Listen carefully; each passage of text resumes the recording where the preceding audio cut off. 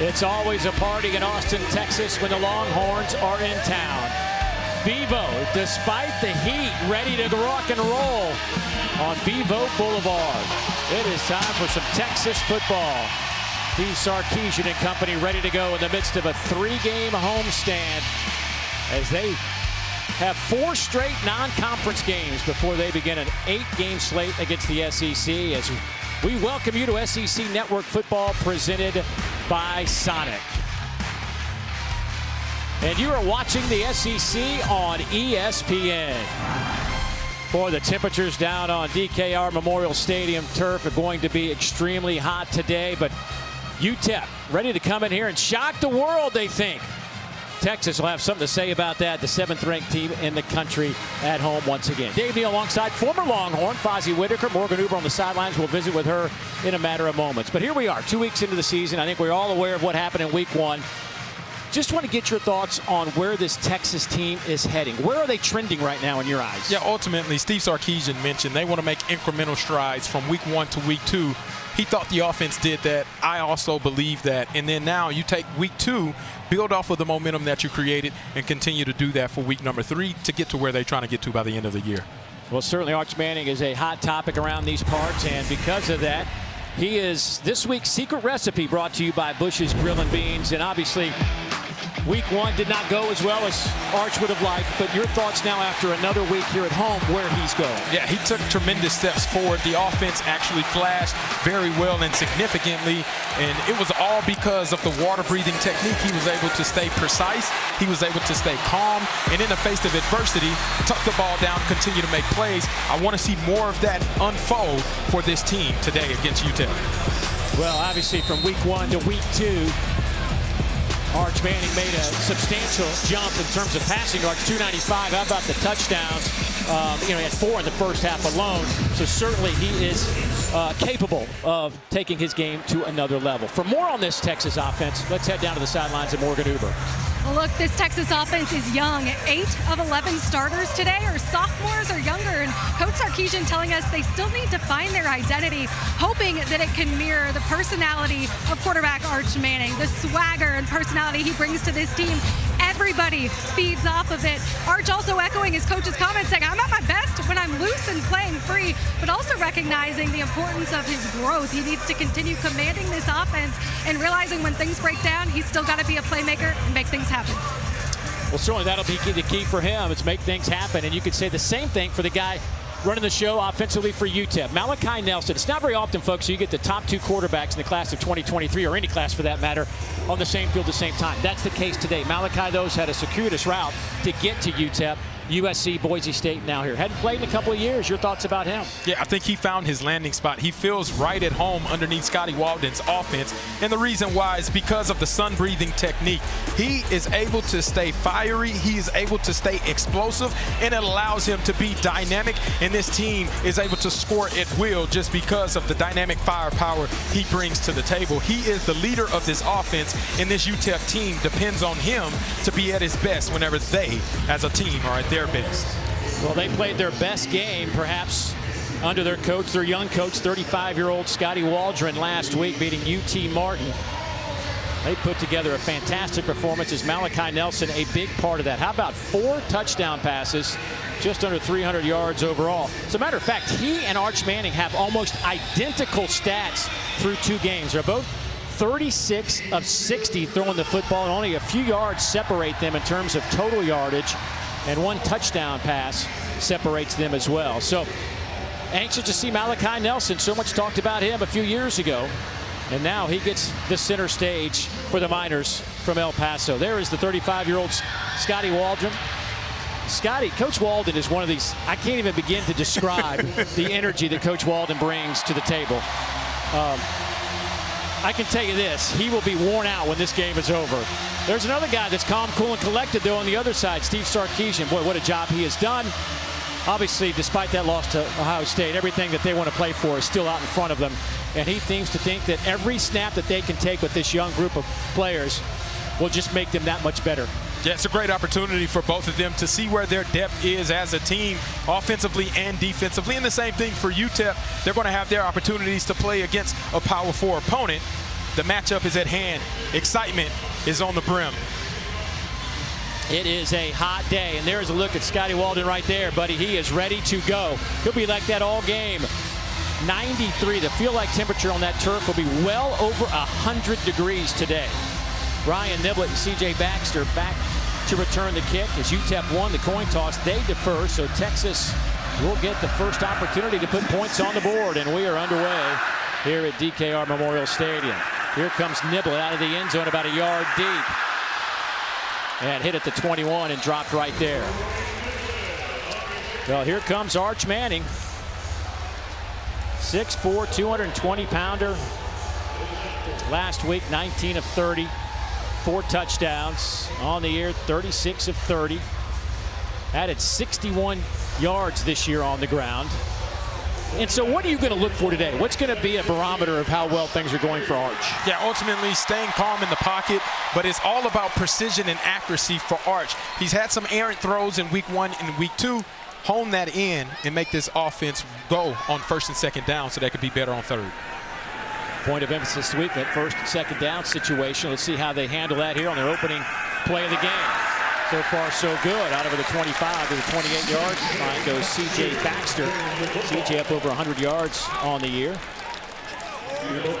Udoko Izani making the tackle there. This is a defense, by the way, from UTEP. Oh, boy, that is not a good sign. I'll finish that thought on the UTEP defense. Already down Trey Wisner. And if C.J. Baxter, who's coming off an injury from last year, is banged up, well, that running back room is going to get thinner and thinner.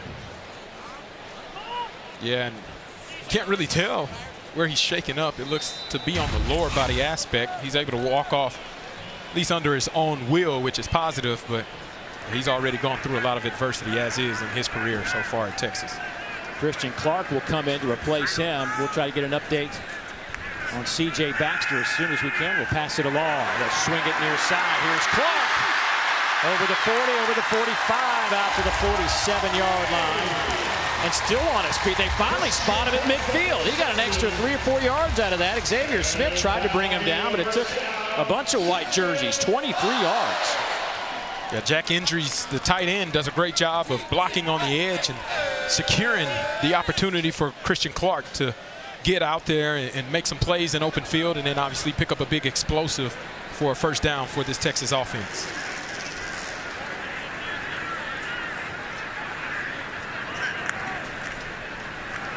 They'll hand it off again to Clark. And about 2 on the play for the redshirt freshman out of Phoenix. And there's the pass play right outside. Jack Indries exposes the DB not wanting to come up and fill on that short pass, which creates open space for Christian Clark to go out and really showcase his dynamic ability in open field. Jarrett Gibson now in the game at running back. Straight handoff. He's to the 46 and push back. Micah Davey, their middle linebacker, who is just a tackle machine, coming in from McNeese. 5th-year senior out of Baton Rouge, Louisiana. Over 330 career tackles for Micah Davey. Yeah, you see Jarrett Gibson coming off to the sideline. Whenever you run into Micah Davey, it's like running into a brick wall. Micah Davey has been all over the place for this UTEP defense. On 3rd down and 6. Christian Clark. It's a couple of yards.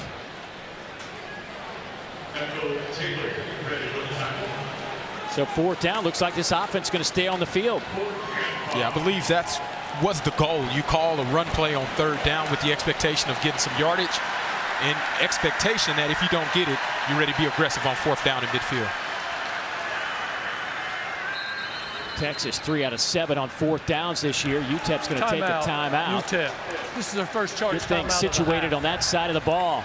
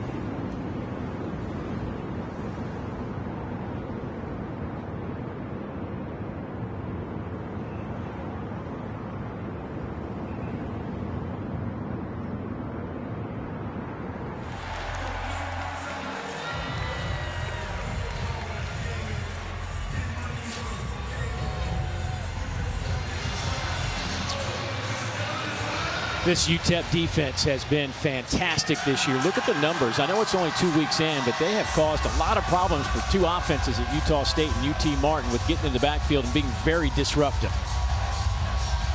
They'll try to do that here as Texas keeps the offense on the field on a 4th down and 5 from the Miner 45.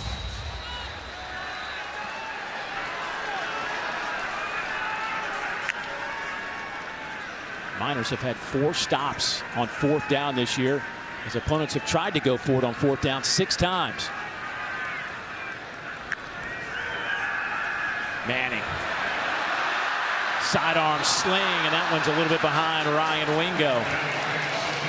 Boy, he had plenty of time. Yeah, he had the time, but you can't get into rhythm whenever it seems as though the combination of Arch Manning to Ryan Wingo isn't on point. You see the ball thrown behind him.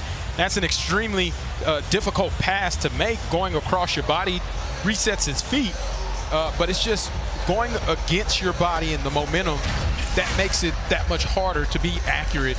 And that's been some of the woes and the mishaps of this Texas offense, particularly with Arch Manning and Ryan Wingo trying to find a rhythm with each other. Well, another defensive stop now for UTEP, and here comes this wide open offense.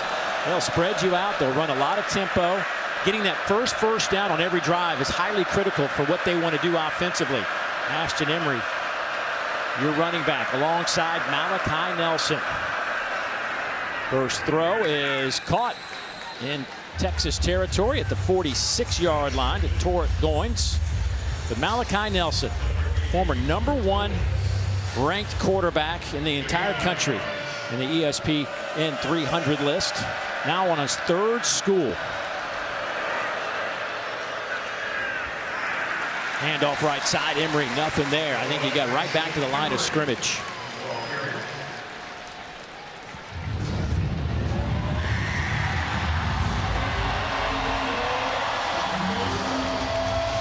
So the Miners will make a couple of substitutions. This is one area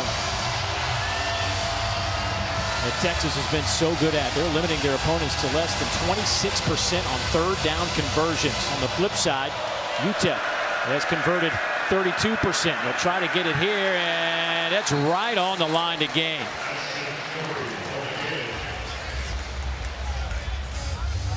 It looks like he's going to be just short. It'll be 4th down and inches, and the Miners will go for it on 4th down. Yeah, you see great push by that Texas defense. Even Tyler Scott, the defensive tackle, comes in and try to give extra push. It's just not enough. Texas defense prevails on 3rd down. Emery, right side, nothing doing.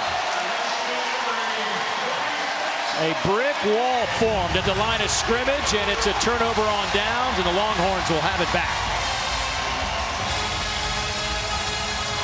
Again, what a tremendous stop by this defense. You see the push playing on the opposite side of the line of scrimmage, and then Ant Hill Jr., one of the most athletic linebackers, goes over the top to prevent Emery from getting any momentum by launching himself over the pile, and they meet.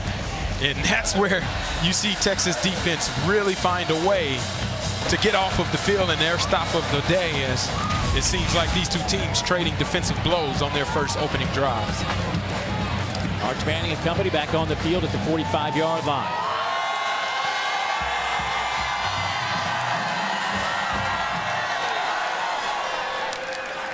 Jarrett Gibson will start this drive in the backfield. They'll fake the handoff there. Manning steps up, couple of hops, pass is caught. Parker Livingston, another big reception for the guy who leads this team in receiving yards, and now tied for the lead in reception to pick up a 22. Now you can see the play action at work there. Arch Manning comfortable in the pocket, and then precision and precise. That's what you see to his #1 go-to target on the offense, Parker Livingston. That's the connection that has been so strong and solid for Arch Manning in this offense. You can see the production that these two have. The chemistry is made apparent. 6 receptions, 175 yards coming into the game, 2 touchdowns to Parker Livingston. Not to mention he had an 83-yarder last week. Handoff right side to Jarrett Gibson. He's met by Xavier Smith. We'll spot him on the 22-yard line. C.J. Baxter got 1 carry left, hobbled off the field for more. Let's go down to Morgan. Well, guys, and after that first series, he came off the field, gingerly walked into the medical tent, was in there for several moments, and then walked in his own power, able to get off the field, but toward the Texas locker room. Handoff again goes to Gibson. Now, we expected to see quite a bit of Christian Clark and Jared Gibson today. I just think that maybe a little sooner than anticipated. But now C.J. Baxter, all eyes will be on that young man as the top 2 running backs now out for at least a moment.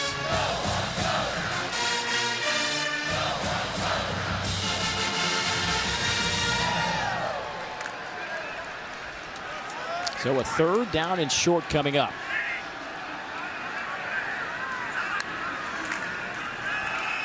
Straight handoff goes right to Gibson. Neil Campbell came diving in there. It'd be the first Miner to get a helmet on him. And this will be 4th down and about a half yard, maybe a full yard. And again, Texas keeping the offense on the field. Yeah, I'm very curious to see. I think they try to force it in there with some play action, fake like they're running in the middle and try to get somebody in the flats. Inside handoff goes to Gibson, where they kept Clark and Gibson in the backfield. They gave it to Gibson, who has the first down after a pickup of 7. They'll spot it at the 15.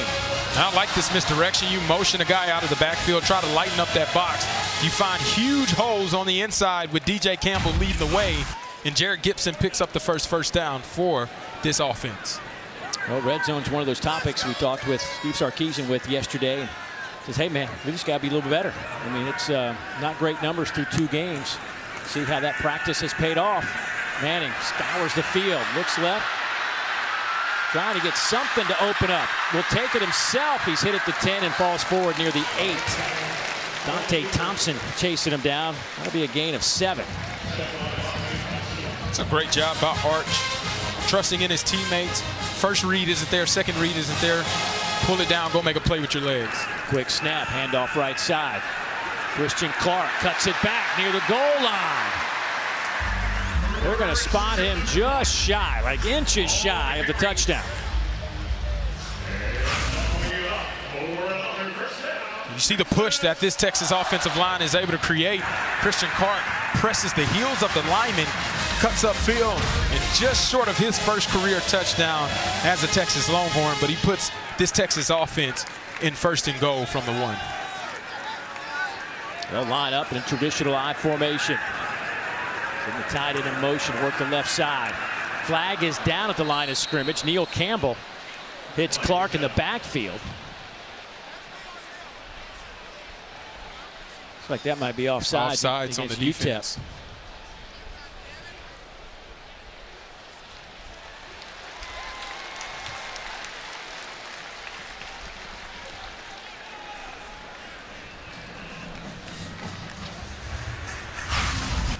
You want to see UTEP had some issues trying to get a defender on the field before he could get set. Arch Manning snaps the ball wisely, picks up a free play and half yardage to the goal line. Same formation. This time they'll work the right side. And again hitting the backfield. K.D. Johnson, the 5th-year senior out of Houston, slicing through that line. That's a loss of 2. Yeah, K.D. Johnson's ball get off. It's unbelievable. Splits the double team, stops the running back in his tracks, and then creates another TFL, which is what has made UTEP's defensive line so tenacious, is playing on the opposite side of the line of scrimmage. Averaging over 11 tackles for loss per game early in this season. Get another one there. Gibson to the left of Arch Manning. They'll stack receivers to the left side. Bringing Wingo in motion across the formation. Manning looking left now. Coming to the near side. Throws it up in the air for Wingo. And a flag comes out. Dante Thompson back there in coverage. Seem to be tussling with each other as the ball was in the air. Which may go against the defense.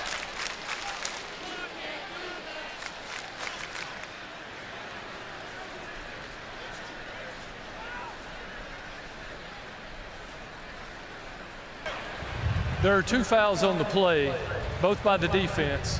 Holding on the defense number 10. That penalty will be accepted. Pass interference on the defense, number 12. That penalty will be declined. First down. Well, what do you make of this, Fozzie? Yeah, you see one-on-one. Arch Manning trying to make a play. Has his hands right on Ryan Wingo, and I don't know. I kind of like that defensive play there. Let those guys play together, but the holding is the one that was called and accepted by this Texas offense. Boy, Scotty Walden came flying down the field to get a timeout. Second one here in the first quarter for the Miners, trying to come up with a big stop. Texas knocking on the door.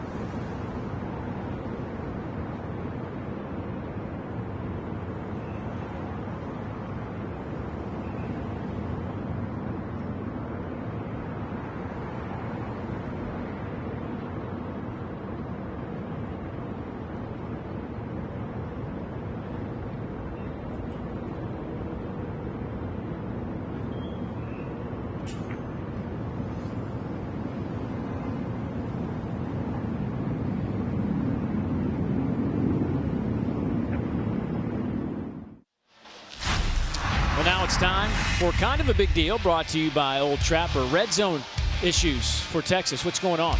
Yeah, ultimately they haven't been able to punch the ball in. You see 4th and 1 against Ohio State, the second time that has bitten them in the butt. Another opportunity, week 1 against Ohio State, 4th down, try to go his favorite target, he can't find it. And then this is just last week, Arch Manning makes an ill-advised throw. It creates a turnover for the opposing team. Sark mentioned, hey, be smart there, tuck the ball. It's early in the downs. Allow yourself the right to reserve for the kick. And those are the issues that this Texas offense has experienced in the red zone so far this year. Well, the 4th play, since it got down to the one coming up, 2 of them resulted in penalties. 1st and goal. Arch Manning, nice play fake, scoots into the end zone, and Texas is on the board.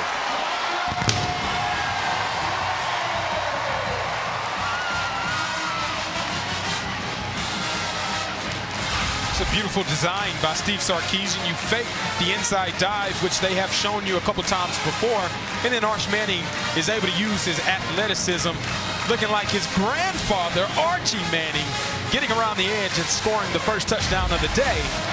Texas Longhorns up 6 points now after that run. Second rushing touchdown of the year for Arch Manning as Mason Shipley comes onto the field. Transfer out of Texas State. Attempting the point after. Is up, and it is good. So Texas strikes first. Arch Manning tried to throw for it a couple of times and says, you know what, I'll just take this myself. 7-0 Longhorns.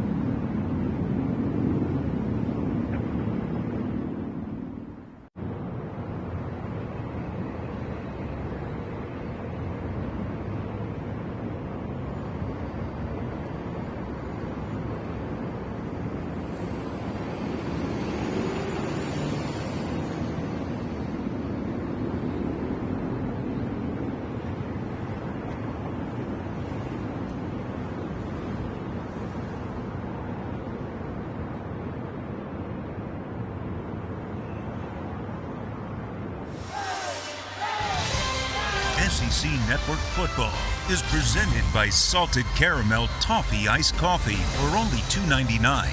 Live free. Eat Sonic. It is a warm day down on the field at DKR Memorial Stadium here in Austin, Texas. Wouldn't know it by the energy in the stands. These folks hoping for another trip into the college football playoffs and get through the semifinals into that championship game. It looks like a knee was taken Thompson when he went down to pick up that football. Rolling on the field as the runner's knee was down. It's first down. Well, our Week 3 SEC Network football lineup is capped off by Vandy and 11th-ranked South Carolina at Williams-Brice Stadium at 7:45 Eastern Time. It's also available on the all-new ESPN app, so you can watch anywhere. And don't forget that coming up after that game tonight, it'll be SEC Now, Dari Nova, Chris Storing, Benjamin Watson. They'll take you through the biggest stories of the day and break down all the games. It's also available on the all-new ESPN app. Vanderbilt's lost 16 straight meetings to South Carolina. And they're looking for their first 3-0 start since 2017. That'll be a good one tonight. Oh, yeah. I'm excited to see that. And again,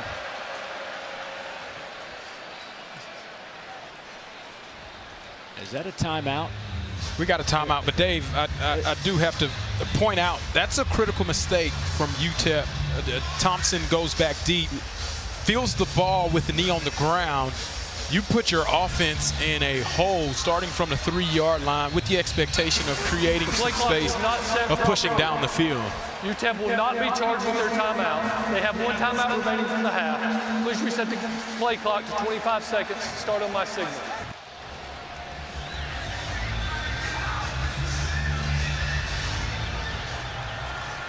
So 5:26 to go here in the first quarter. Texas leads by a touchdown. And now Malachi Nelson and company backed up. Handed off left side, goes to Ashton Emery. 4 touchdowns on the year, averaging a tick over 4 yards per carry. Big hit by Jelani McDonald on that defensive end.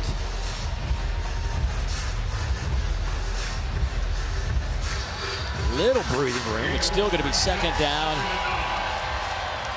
And let's call it 8.5, maybe 9.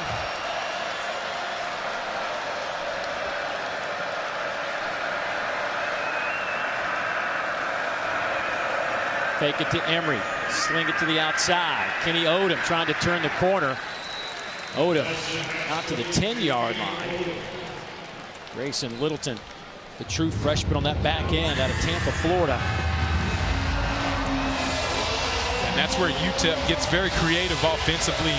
You see an end-over formation, receivers, everybody that's eligible all on one side of the formation, create number games, try to get Kenny Odom on the edge to pick up some valuable yardage and some breathing room for this UTEP offense.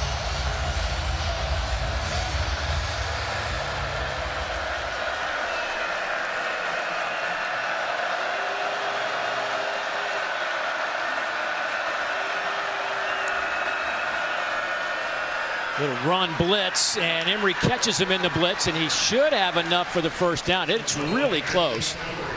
The line to gain was out around the 13-yard line. I think they're going to give it to him. Yeah, Ashton Emery is one of the hardest runners on the football field. Sheds a tackle by Leonga Lafau, puts his head down and try to get a little bit more on Jelani McDonald, and it is enough to pick up a first down for the UTEP Miners offense.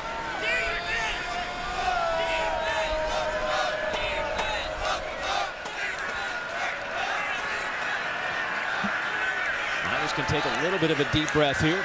Downs reset. 4-man rush. Nelson swings it to the outside. Boy, Jelani McDonald all over it. A minimal gain for Emery. Matter of fact, that'll go as a loss of a yard. This is an impressive job by Jelani McDonald. Unblock at the point of attack. He's one-on-one in Ashton Emery. He just made a guy miss last play. Jelani McDonald now on his 3rd tackle in a row, saying, not today.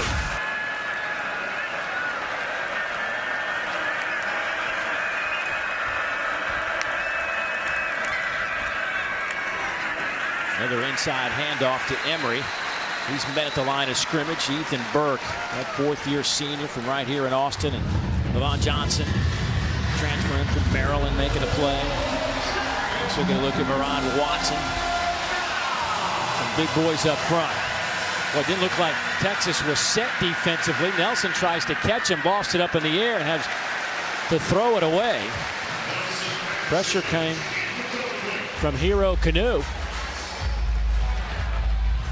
Texas just got away with one right there. They had two guys coming off the field that just got out of bounds before the ball was snapped, but confusion, defensive line not set. Thankfully, they were able to get into their base coverage or call on their behalf to be able to rectify the situation and force an incompletion for fourth down. Miners will have to punt it away. Noah Botsford, a transfer in from Valdosta State, averaging over 48 yards per punt. Sends it away to Ryan Niblett. This is very returnable at the 47-yard line. Niblett cutting it back across the grain, and he is stopped at the 31-yard line. So a short field coming up for the Longhorns with 2:12 to go here in the first quarter. This is how you flip field position. You get a guy that's dynamic and in space. He feels the ball on the move. You got blockers in front, makes a guy miss, lowers that shoulder. Anytime you can get double-digit return on a punt, and you're doing something very well, it sets up this Texas offense already in position to be in striking range. 22-yard return. Arch Manning 2 of 3, 45 yards, has a rushing touchdown to his credit. Still waiting on that combination of Manning to Wingo to get on track. How about a little reverse to Wingo? That one was snuffed out immediately by the Miners. Justin Content on the back end. That sophomore corner. Loss of 2. Yeah, Content was ready for this, coming off of a big return. You got to stay at home. Keeps that leverage. Hitting one-on-one. He's able to take out the legs of Ryan Wingo. Create another TFL for this UTEP defense.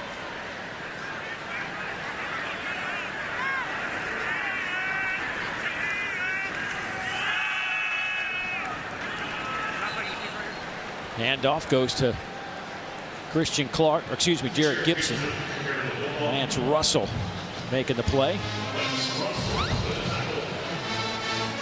So now you're looking at another third down. This will be third down and about 10 yards.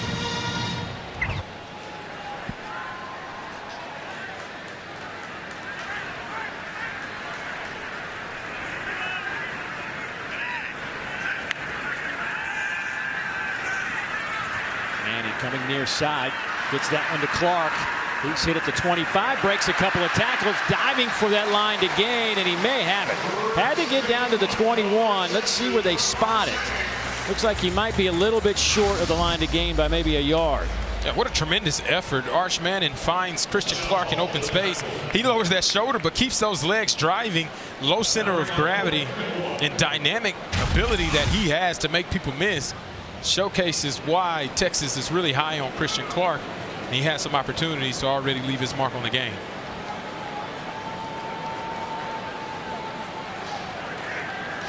Fourth down and a yard. Third time the Longhorns have gone for it on fourth down here in the first quarter. And they will have the first down as the shot Hall was a little bit late.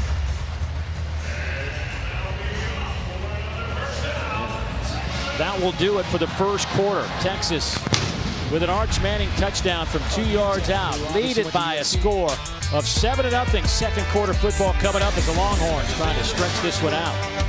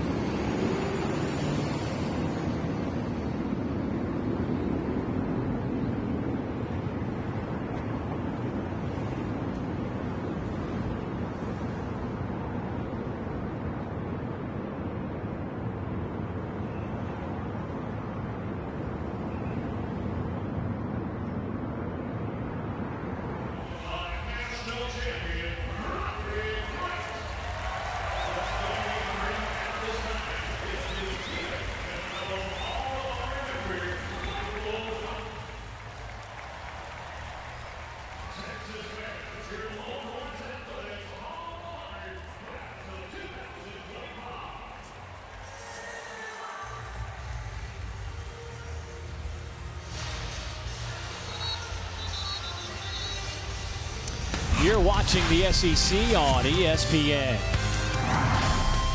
BKR Texas Memorial Stadium. It is 7-0 Texas out in front of the UTEP Miners.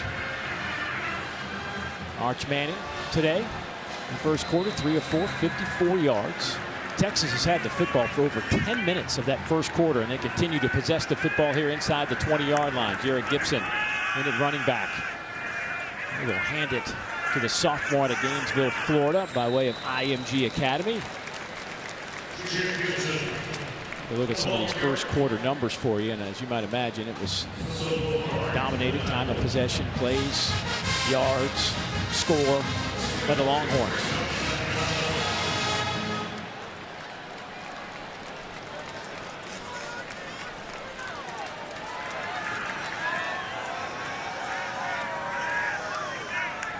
On 2nd and 7, they'll play fake it, sling it out to the tight end, Endrich. That'll be a gain of 5. It's a nice little RPO action. Fake it to the running back. You read where that post defender is, and if he's not there, hit it to your flat route with injuries, and you pick up a good 4 yards. Make it 3rd and manageable is where Steve Sarkisian wants this offense to live. 7th catch of the year for the tight end who transferred in from Cal. Big part of this offense. Looking for Wingo, and just off his outstretched left hand. Incomplete. That's kind of the story, right? They're just a step off, a foot away. Yeah, just a tad off. Ryan Wingo runs the wheel route, gets the natural pick.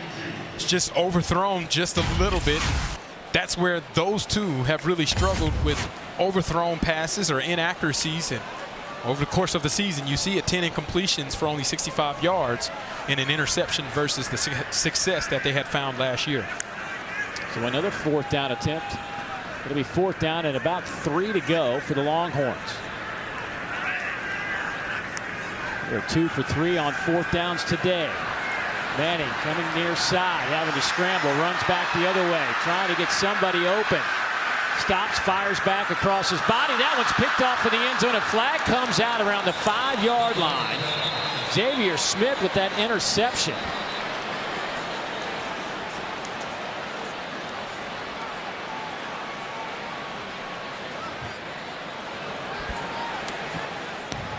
An eligible player downfield. On the offense, number 73. That penalty is declined. 1st down, UTEP. Wow, so UTEP with a huge turnover in the end zone will get the football back. And again, the red zone woes continue. Arch Manning doesn't like his first read.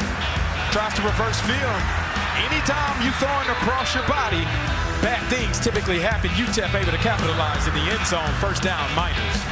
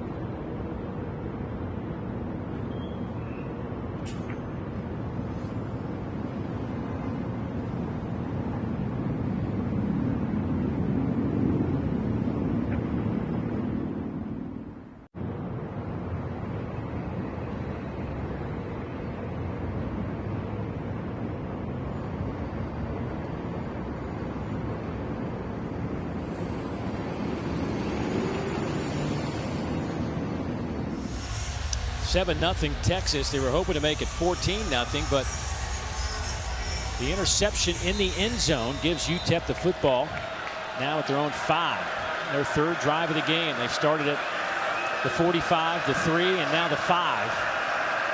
They have only run 10 plays to this point in the game. Malachi Nelson stands in the end zone. Quick hitter to the outside, and that'll get a couple of yards.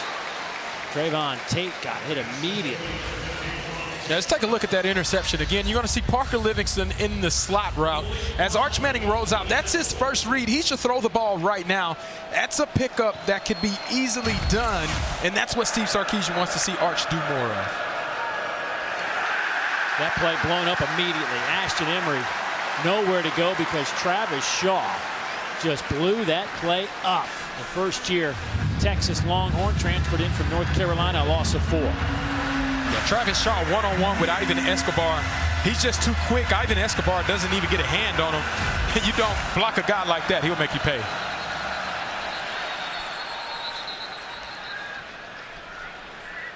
Well, this is when this Texas defense is so dangerous. Haven't spoken a lot of Colin Simmons to this point early in this season. The freshman All-American last year, defensive end, sophomore in Dallas. On the offense, not all 11 were set prior to the snap. That penalty is half the distance to the goal.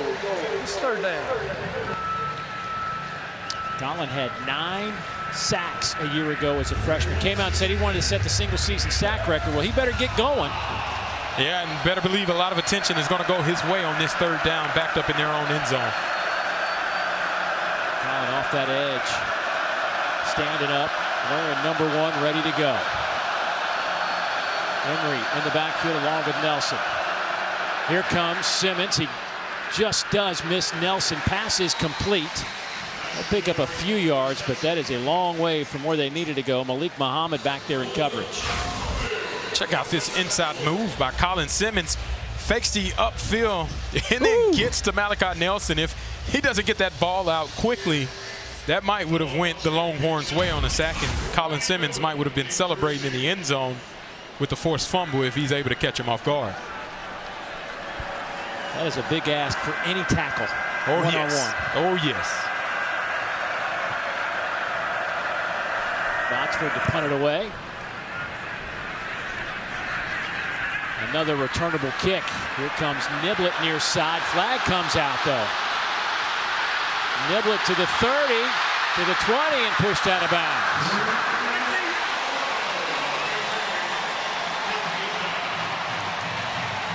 Niblett with a great return, but it might be coming back, Dave. We see some yellow laundry on the field. During the return, illegal block in the back on the return team, number 24. 10-yard penalty from the spot of the foul. First down.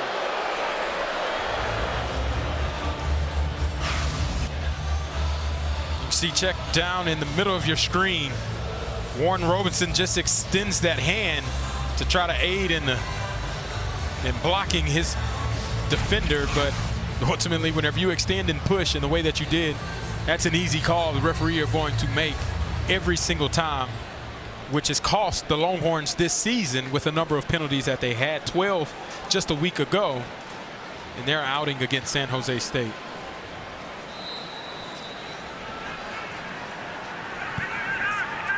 So from the 44-yard line, handoff goes to Christian Clark. Gain of 9, maybe 10 when it's all said and done. Dante Thompson making the tackle. By the way, we did get word that C.J. Baxter, who was injured on his first carry of the afternoon, the Longhorn running back, will not return. No update on exactly what the injury was, but limped off the field. Won't see him the rest of the day. Here is Christian Clark again. He'll have the first down. Garrett Hawkins making the tackle from his linebacker spot. So now you're really, so far, you're down to Clark and Gibson, right? You were hoping that you had maybe a Baxter-Weisner combo just a couple of weeks ago. Well, yep. Now you're down to Clark and Gibson. You're going to have to rely on those guys this afternoon. Yeah, and they got their work cut out. Christian Clark obviously didn't get a chance to play last year. It's almost like a freshman still getting reps underneath his belt.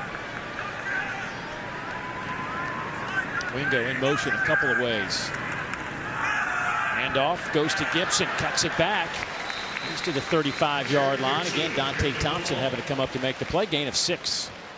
Yeah, 3 consecutive runs. This offensive line is starting to lean a little bit on the size of UTEP. You see unblocked defenders, but they're 4 or 5 yards downfield. Jared Gibson takes advantage of that, picks up 6 yards on first down, and we're starting to see a trend that Steve Sarkisian wants to create for this offense and the identity for today. Again, handoff left side goes to Gibson. K.D. Johnson, first one there. This offensive line, Gooseby, Stroh, Hudson, Campbell, Baker. Lost some really talented players a year ago.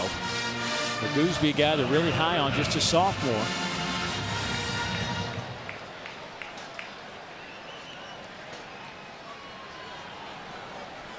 They go 312, 340, 308, 321, and 308 up front. Couldn't get much of a push on that one as Hawkins comes up to make a play on Clark. Coaches were a little bit worried about the quickness, the smaller size of the Miners' defensive front, which has allowed them to get all these TFLs and sacks in the first couple of games. You know, that little half step that they get advantage just because of their quickness has created problems. Yeah, it creates chaos. And they move a lot with some of the shifts and the slants and the stunts that they do. And you can expect to see more of that here on 4th down as they try to confuse this offensive line and this Texas offense. Texas 2 out of 4 on 4th down. Is going to push the envelope again from the 35. They'll play fake it this time to Clark. Manning toward the end zone and overthrows Parker Livingston, who had a step on his defender, but Arch overthrew him by a couple of yards. Blocker back there in coverage. And another missed opportunity for the Longhorns. They will turn it back over to the Miners. Fake the play action. They've been running it well. He throws the ball just too far. You got to put that on your guy, Parker Livingston. That's a touchdown for Texas if he does.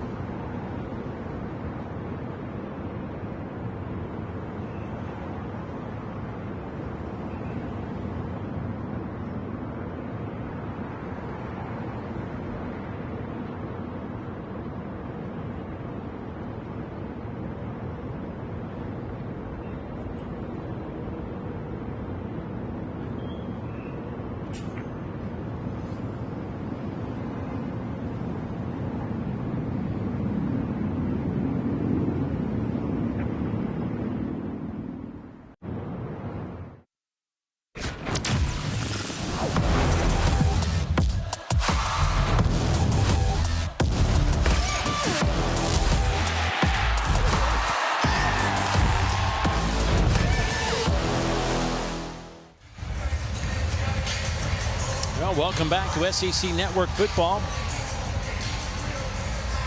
As we got a chance to see some more True South. I mean, this is a show, if you haven't paid much attention to it, it is fantastic. Next one comes up Tuesday at 8 Eastern, 7 Central, right here on this network. John T. Edge traveling around Charleston to Caboon Cafe, Mexicano, Burns, and Bertha's, meeting all the locals. Big pass play down the middle by the Miners.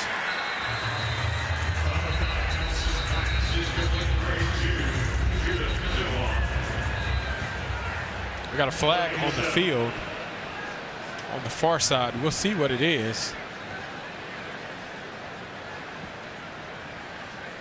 So it looked like the Miners offense seems to be headed back.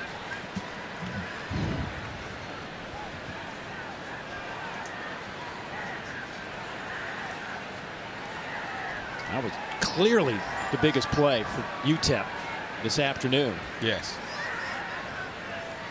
Well, you don't want to have that one erased by a penalty whenever you're trying to create some momentum.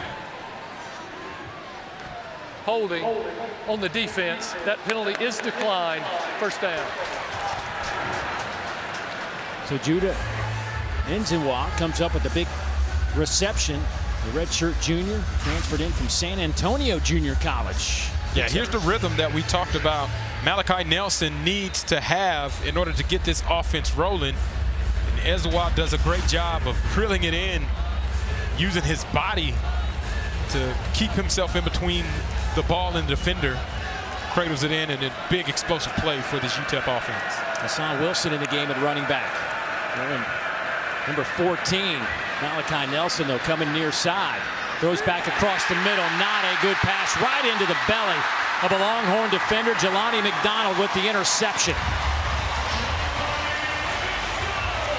14-yard return, and Texas with the defensive stop, and they go to celebrate in the end zone.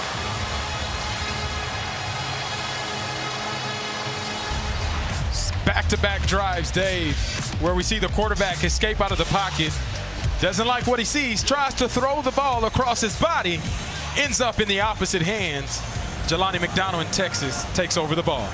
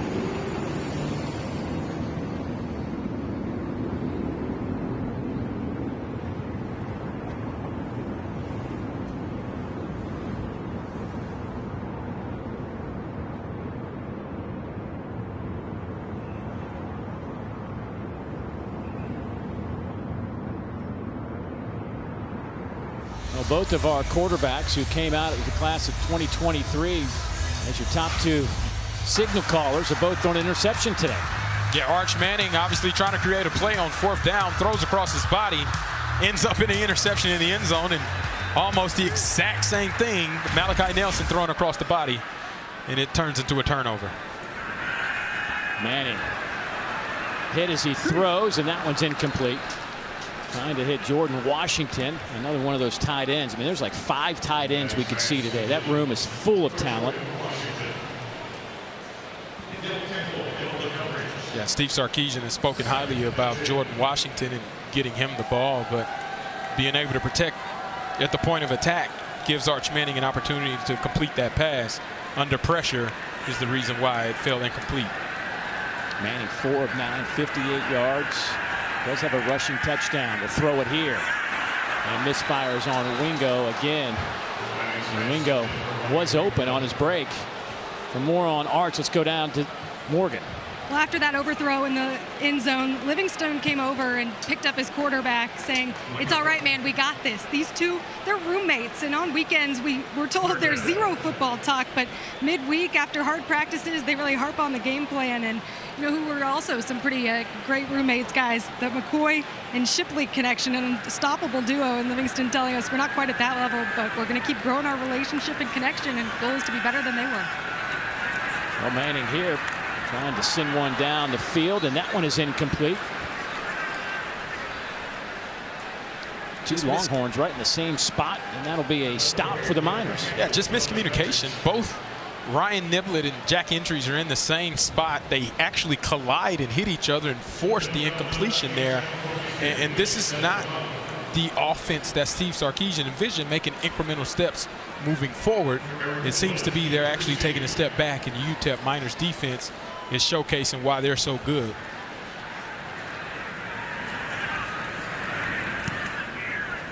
Bomeister punts this one away. Eric Willis back to return it, makes the catch, breaks a tackle. Maybe gets a yard or 2 out of that return, and a chance for Malachi Nelson to hit the field one more time. Malachi Nelson, boy, he came out of high school. You guys began him out as their #1 quarterback, but a lot of people didn't know this back in the day. His senior year of high school, he played with a torn labrum. A 2-time California Gatorade Player of the Year, wanted to play that senior season, did so, said it was miserable. He gets surgery, he gets healthy enough to participate in spring, but not healthy enough to really compete. Loses the backup quarterback job at Southern Cal. Then transfers to Boise State. Thought he was going to get a shot there. Didn't get that job either. Transfers here to UTEP. Had to earn the job. Was not the starter out of spring practice. Scotty Walden telling us yesterday that he knew he wasn't the best quarterback coming out of spring. Spent a lot of time talking with the staff. What do I need to do to be better? They gave him a whole list of things, and he came back for fall practice and worked on all of those things and was a completely different guy. Mindset was right and really was the best quarterback throughout fall and won the job.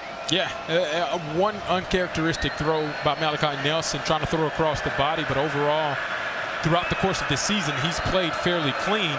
That's what UTEP has to continue to do, is build off of those clean performances. 4-man rush will flush Nelson out of the pocket. Pass is away and caught at the 24-yard line. So it'll be 3rd down coming up. Eric Willis on that reception. One of the nugget about Nelson, you know, he originally had committed to Oklahoma, where Lincoln Riley was the coach. Caleb Williams was the quarterback. Then Lincoln Riley gets the job at SC. Caleb goes with him, and so did Nelson, at least for a year. Kenny Odom, he is wrapped up as he got to the 25. Thrown to the turf, and he'll be 3 yards shy of the line to gain. Anthony Hill Jr. on the play. We'll see how aggressive Coach Scotty Walden wants to be. All the way inside his own 30-yard line. I mean, it's 4th and short. And, I mean, it may not be nothing to lose for him. I take that back. He may have decided it might be best to try to flip the field position. But this is where trick plays on special teams can really hurt the opposing return team. Look, his defense has played well. Why not punt it away? Try to get another stop. Botsford's punt takes a favorable Miner bounce. Flags come flying around midfield as one of the Miner players was just blocked all the way into the bench. I mean, into the bench.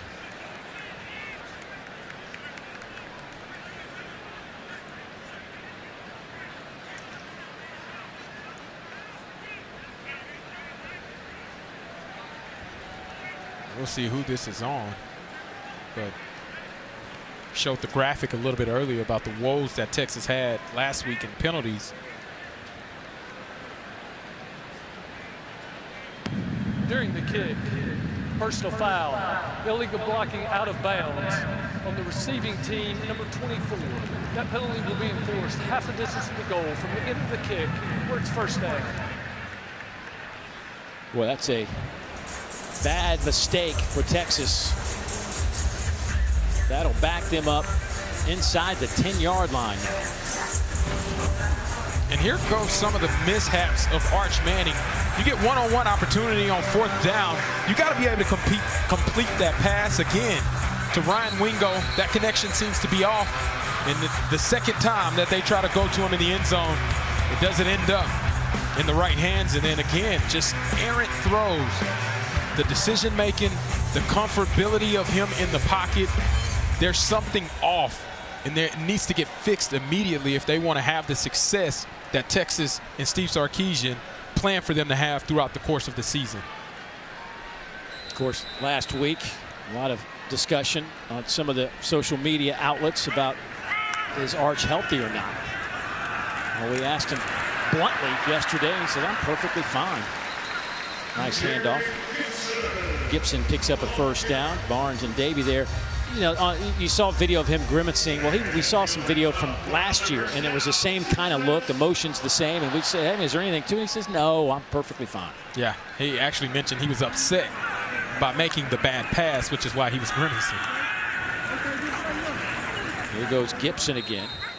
We just got an update from Morgan down the sidelines that Christian Clark, their other running back, just walked into the injury tent as well on that Texas sideline. And now he just runs back out onto the field, so that's good news.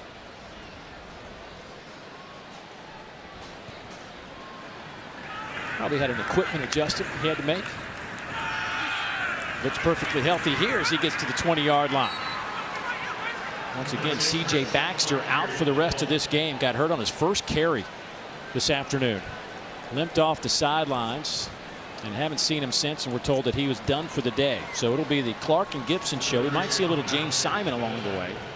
But so far, it's just been Clark and Gibson. A redshirt freshman and a sophomore. And it speaks to Morgan's report how inexperienced and youthful this offense is. And again, they have an opportunity to step up as they try to complete their first down on the day.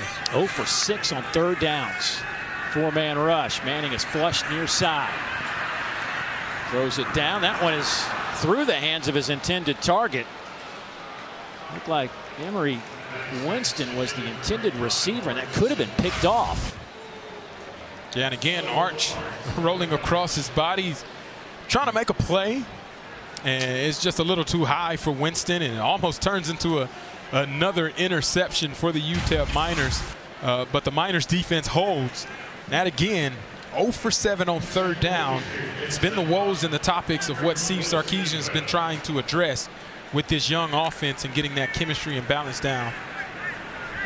Well, Amari, the 4th tight end we have seen today. Willis back to return, calls the fair catch at the last moment. Boy, almost didn't get that right hand back down in time to catch the football. A 59-yard punt, obviously no return. And that is where the Miners will have it. Well, here's our all-new SEC Network fall football weekday lineup from Monday reaction to Friday previews. We have you covered throughout the season. Every show is also available streaming on the all-new ESPN app. There's a lot to cover throughout the week during football season. That is a busy, busy Charlotte office. You're right about that. So the Miners only trail by a touchdown. They were getting late here in the first half. Hassan Wilson in at running back, but they're going to throw it here. Dump it off over the middle. Pass caught there by Kenny Odom. Mark him out of bounds over the 25 to the 27-yard line. So a gain of 5, setting up 2nd down and 5. Miners we haven't seen the tempo. That's because they haven't really got that first down to get it cranked up. Well, getting the ball to a guy like Kenny Odom, that'll get you some positive yardage. That's Malachi Nelson's go-to and a tremendous playmaker for this offense. Here goes Hassan Wilson. Turns the corner. Hassan had a 94-yard touchdown run in his last game. This time he's tripped up in Texas territory by Michael Taft, but another substantial gain. 30-yard pickup. Yeah, beautiful design by Scotty Walden, bringing his running back in motion and then hitting the jet sweep zone. Hits it up, big play. Here's some of that tempo. Pass is caught inside the 30 down to the 29-yard line. That'll be another minor first down, pickup of 14.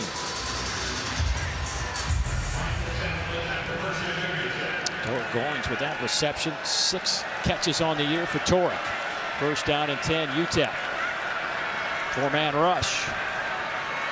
Nelson is dropped back at the 35-yard line. Boy, that pocket just collapsed in a hurry. A loss of 5. Yeah, you can see Zena at the bottom of your screen to the left using that long arm and stab. This is a guy that's 6'5", 262 pounds, getting an opportunity as a redshirt freshman to make his presence felt. And one way to slow down tempo, it's create negative plays, and that's what Zena did there. First sack of the year for Umazalo. High throw. That one sailed over the hands of Kenny Odom. So now it'll be 3rd down and 15 coming up. Malachi Nelson, by the way, 10 out of 13, 83 yards, no touchdowns and an interception. Arch Manning, 4 out of 12, 58 yards.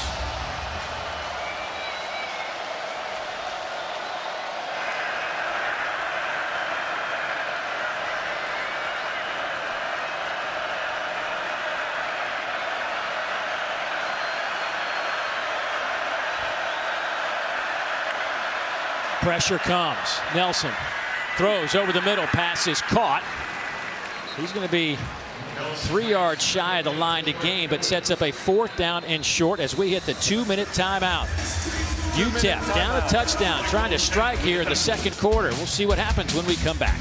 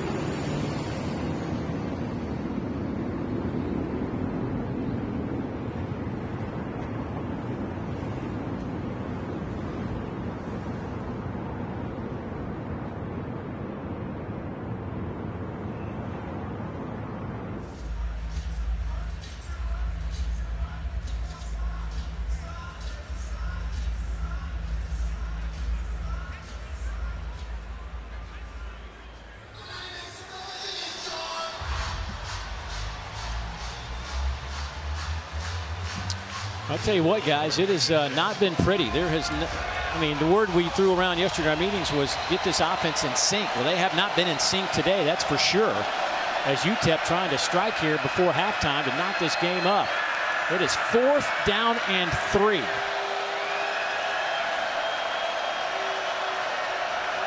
Miners are 0 for 1 on 4th down today. Scotty Walden wants to take a timeout, his last one. Timeout, UTEP. This is their final charge timeout of the half. This will be a 30-second timeout. Scotty Walden, the young 35-year-old head coach of the Miners.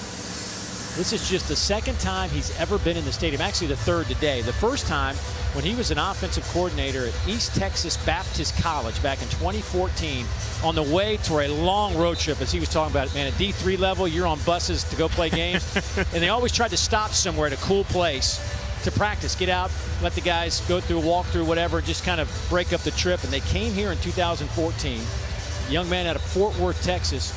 They came in yesterday for a little walkthrough. That was the second time. And so today's the third time he's ever been in here. And he says before the game, I saw him before the game, and he looked around and he just said, man, I'm taking all this in. So it looks like UTEP has decided to go for the 3. Carlos Arreola to attempt a field goal, 1 for 2 on the year. His longest 42. That came in week 1 against Utah State. This will be a 39-yarder. Out of the hold of Noah Botsford. Clean snap. Kick is on the way. It is good. So the Miners are on the board. 1:55 to go here in the first half, and credit this UTEP defense for really making things uncomfortable for the Texas offense today. Yeah, if you go by the rule of ball and you talk about takeaways or turnovers, they've been able to force an interception by Arch Manning and now have stopped Texas on 3 different 4th down occasions. Texas only 2 of 5. They've given this offense every opportunity to continue to maintain position and stay within striking distance of this Texas team.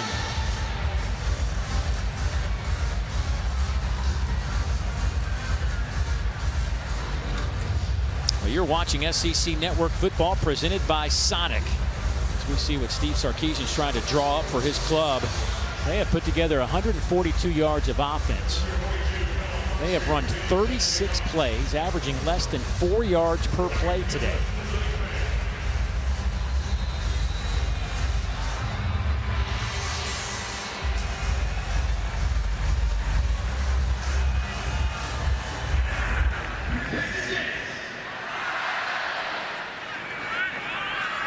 Coming out of the end zone, Ryan Niblett hit at the 20. Hit again and again and again, driven back to the 20-yard line.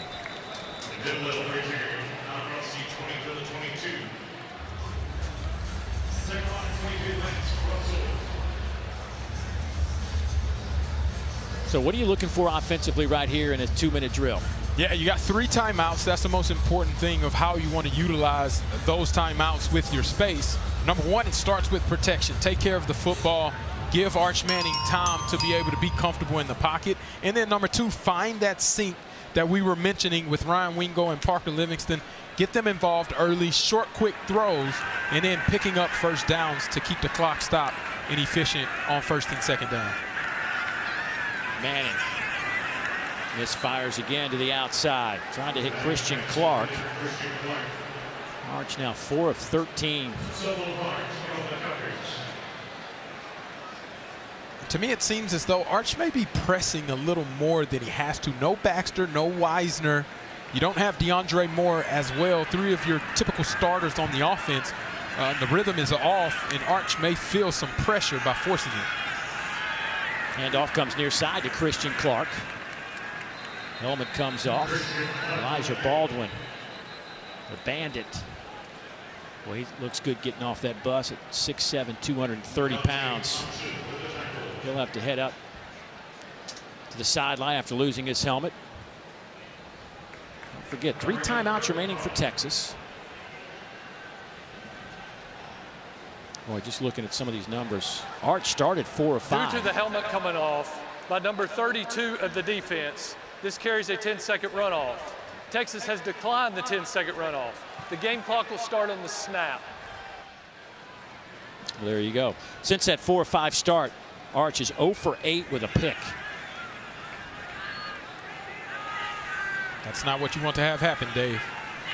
Well, he just needs a completion. I mean, I know it sounds simple, but I just think psychologically at some point it's got to start to wear on him. Yeah.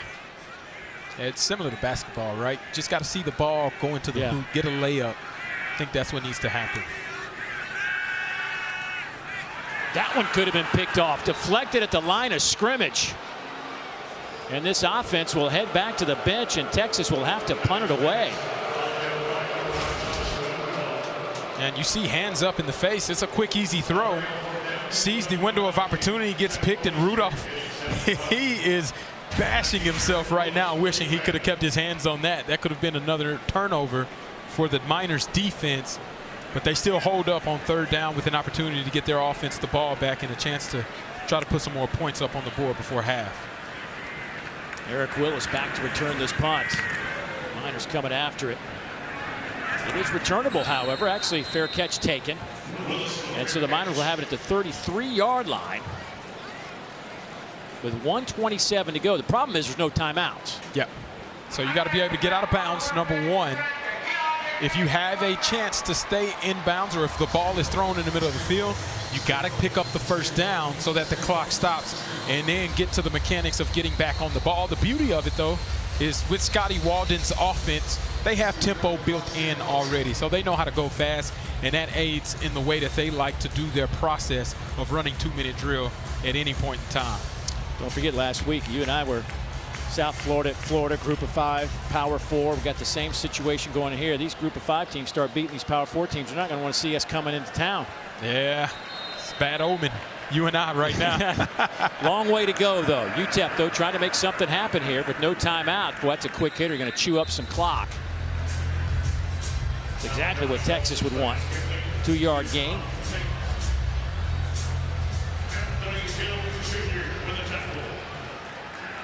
Hassan Wilson in the backfield alongside Nelson, who's looking to throw again. Dropped it off underneath.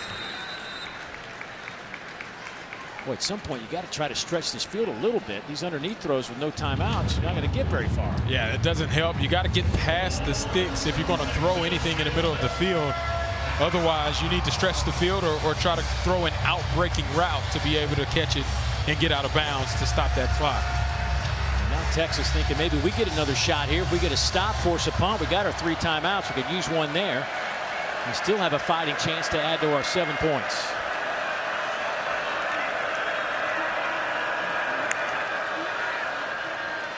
Hand it off to Wilson. Nowhere to go. He will lose a couple of yards in the process. Boy, Lianga, the foul with a big play and a perfect time. Number 16 getting it done. Number 18 getting it done. First charge timeout. Lianga's been great at being that Batman and Robin with Anthony Hill Jr. Leading tackler on this team, making his presence felt, getting that stop on 3rd down and calling a timeout to see if he can help his offense create some good field position. Great talking with Lianga yesterday. You know, we forget about the COVID because we're so much removed, but he was talking when he was in high school. Hawaii shut down. That's where he's from. He and 5 of his high school teammates had to leave the island. They went to Washington, the state of Washington, to play high school football for a couple of months and then went back to Hawaii. That was his sophomore year, so he actually got a couple of years back in Hawaii playing high school football. But, man, you just forget about some of those stories of what these kids went through. They all lived together. Yeah, the 5 lived together. Ryan Niblett kicks that one. Watches that one kicked out of bounds. And there's a flag coming in a little bit late. Some pushing and shoving back at the 35. I'm just kind of watching that as it was unfolding down the sideline.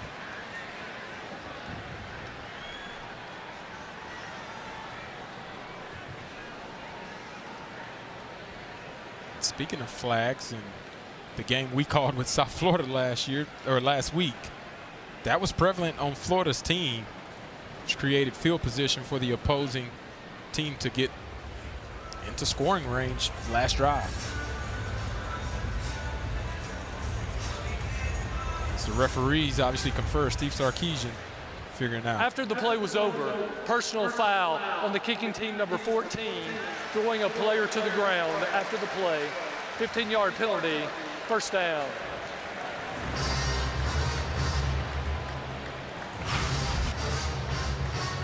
You're going to see here those guys getting into a tussle match, 11 and 14, and just throwing them down, which is silly as the ball already was punted out of bounds. The whistle had been blown dead. It gave free yardage for this Texas offense when now get the ball in UTEP territory on the 40-yard line. 2 timeouts for Texas.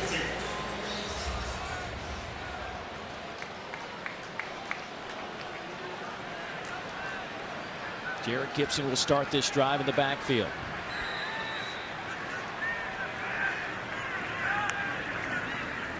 Arch Manning keeps it himself, sees a little bit of a hole to run through, and he will have a first down as he's pushed out of bounds right around that 30-yard line by Neil Campbell.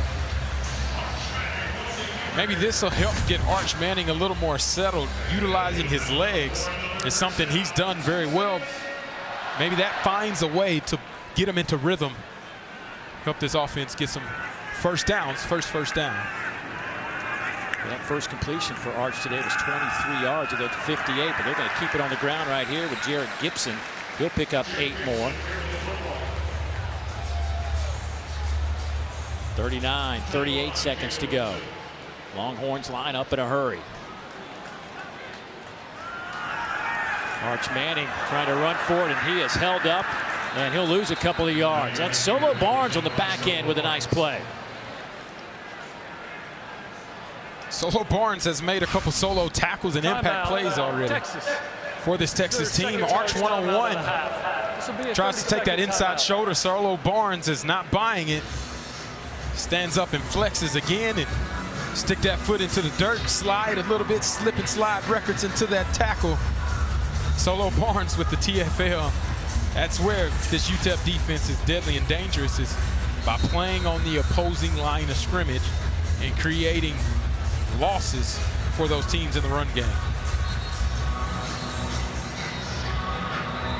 Regardless of what happens right here, if you're UTEP, you're heading into that locker room feeling like, hey man, we're in this no matter what the result is of this drive. Scotty Walden said to us, he goes, you know, I want our kids to embrace the moment. I mean, people talk about the G4, Power 4, you come in here to get a paycheck. He says, no, man, I don't know what the outcome's going to be, but we're going to go play to win. Whatever that looks like. We may not, but we're here to win. Yeah, all the pressure is on Texas is what he also mentioned. They get to play free, and that defense is playing free right now. There's a first down carry, hard running from Gibson. Solo Barnes met him, but a little bit late. They're in the red zone. They'll spot it at the 16-yard line. Move quickly here. Get the ball out. That's the first third down conversion of the game, and it comes with less than 20 seconds.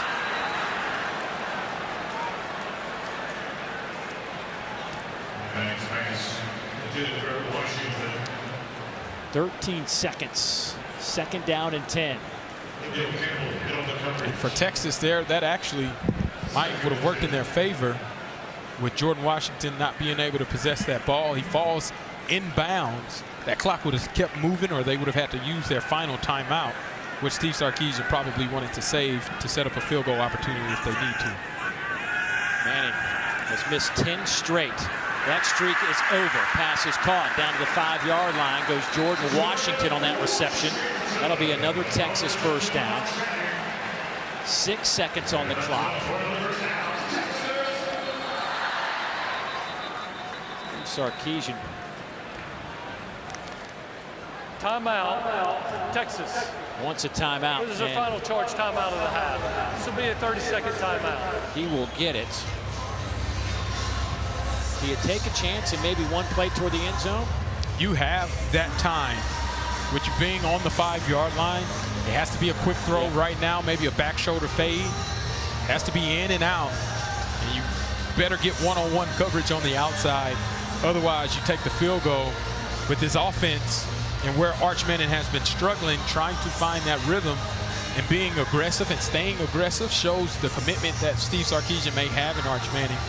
And they may be discussing that at this moment to say, hey, this is what we need to do. You throw it quick, give him a chance.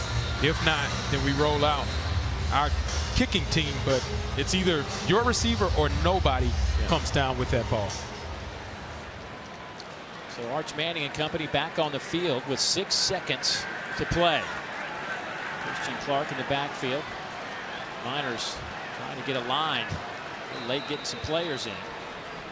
Now they're set for some football.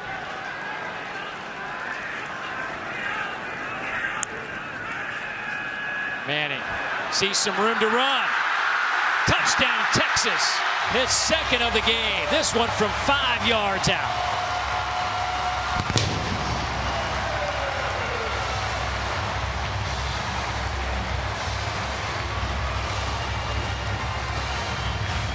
There you see Arch being able to look at his first target, Ryan Wingo.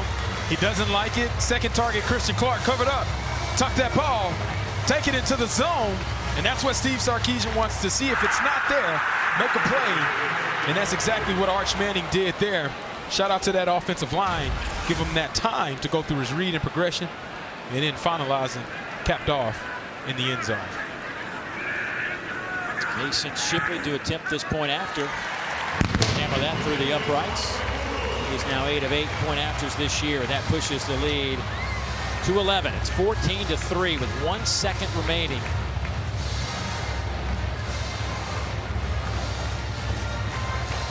Boy, did Texas need that. A little shot in the arm. But Heard some dismay in the crowd on the previous possession as they went 3 and out and weren't able to convert on their third down, and being able to go into the locker room knowing, hey, we found some momentum, we found some rhythm. Defense gave us a stop. We got a penalty to aid in the field position starting off. That creates that kind of impact that you want to go into the locker room because UTEP gets the ball back in the second half. 7 plays, 40 yards. A little less than a minute on that scoring drive.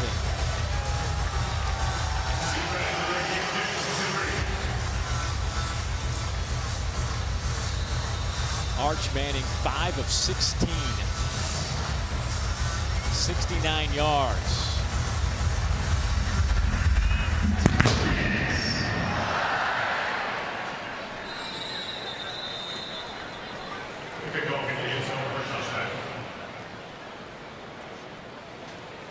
So that'll come out to the 25-yard line. But I think UTEP will just take a knee and head to the locker room. I don't know, Dave. I can see a draw or screen possibly see if happening. he can break one here. Hey, you just got to see, right? He's aggressive. Never know. Hand it off. Son Wilson went 94 last week. Well, then give it to him. Ashton Emery in the game at running back, however. 94-yard run, longest play from scrimmage in UTEP history.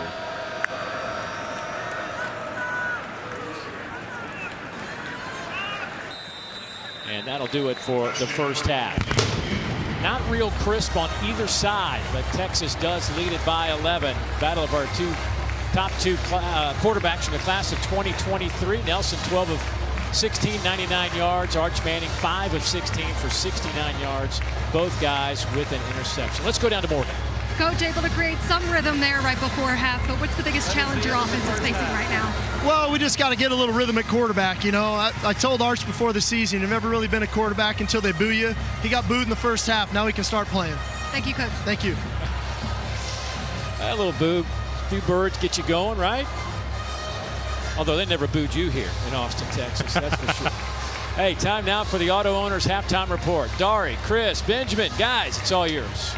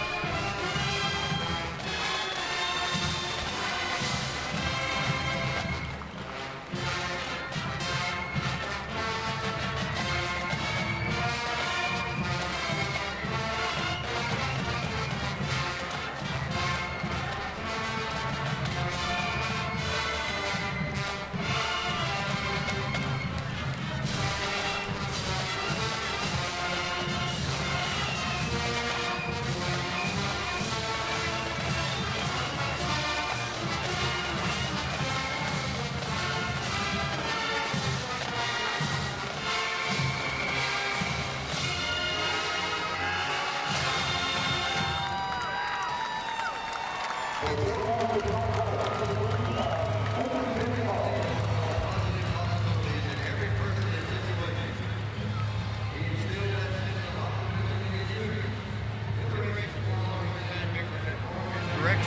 their lives have been inspired by his generous spirit, his vision, and his belief that the Longhorn Band will continue to rise to even greater heights. Yesterday, the Longhorn Band family, past and present, gathered to celebrate the life and legacy of legendary former director Vincent R. Donino.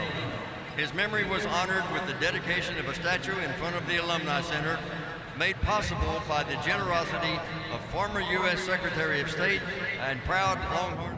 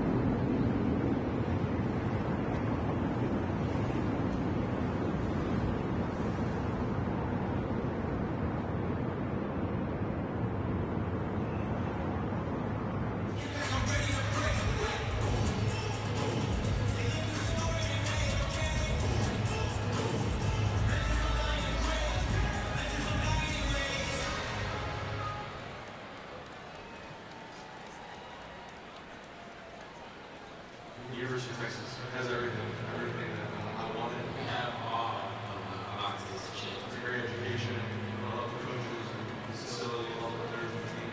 Yeah, that's not pretty good. There's so much going on. I'm already getting going on. Whether it's practice, we wanted to do stuff. We're about 5 years now. I'm looking for you to see a change wherever you want. It's such a good year.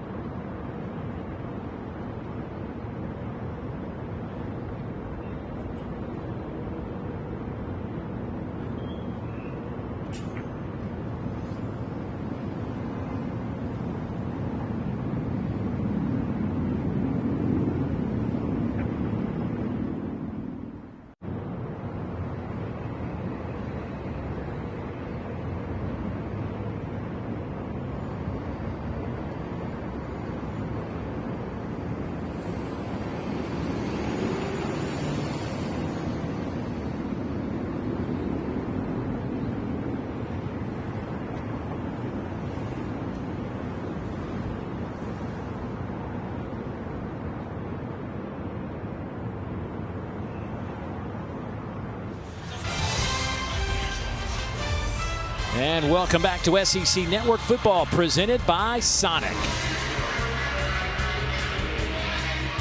You are watching the SEC on ESPN.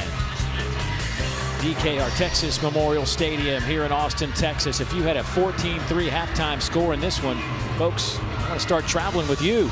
The Miners played some solid defense. I guess there were some self-inflicted wounds by Texas, but all in all, still a football game and 2 quarters left to play. Dave Neal, Fozzie Whitaker. And Fozzie, what do you make of the first half? Yeah, ultimately UTEP making it extremely difficult for Texas to move the ball. Texas got the score late in the second quarter to end the half, but ultimately it was very tough sledding for Texas to try to find a rhythm offensively, and UTEP playing lights out defensively. They lose C.J. Baxter at running back for Texas, first carry of the game, so Arch Manning had to put some things on his shoulders as we take a look at It's Time for Our Experts at Work, brought to you by Principal. Yeah, you see the overthrow there by Arch to Parker Livingston. Again, the overthrow to Ryan Wingo.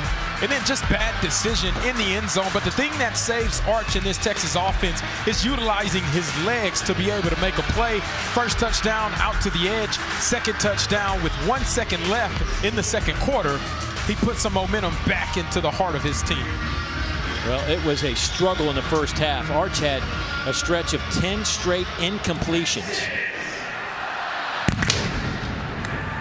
And a fair catch call for gives us a chance to send it down to Morgan, who just moments ago caught up with Scott Walden. Coach, how does your defense continue disrupting the rhythm of this Texas offense? They're playing their hearts out. They're playing West Texas tough. I love everything. It's 100% on me before the half. I didn't execute our middle 8 play calls. I got to be better there for our team. Our defense, we can't rely on them to put them in bad situations. We got to win defense. We got to win field position. We can't give a great team good field position. On offense, we're starting to find a rhythm. We got to maintain that rhythm here in this first drive. It's going to be really, really critical. I'm so proud of this team. Their fight, they ain't backing down from a challenge. It's exactly what I wanted to see. Now we got to go win this third quarter. Thank you, Coach. Hey, thanks, God bless, picks up.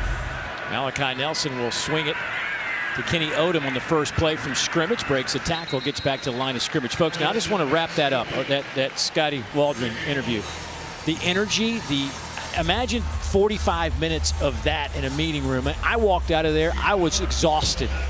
He is 100 miles an hour, so ultra positive, just possesses this good vibe, good feeling. It's just, really just an enjoyable time with him yesterday in our meetings. Yeah, it made me want to run through a brick wall, that's for sure. I love the energy. I feed off of it. He's very passionate about what he does. Handoff in a nice game. That one goes to Wilson. Wilson, the transfer from Charlotte, didn't play in that first game, but busted out last week. 8 carries for 117 yards, including that 94-yard touchdown run. So third down and relatively short here for the Miners.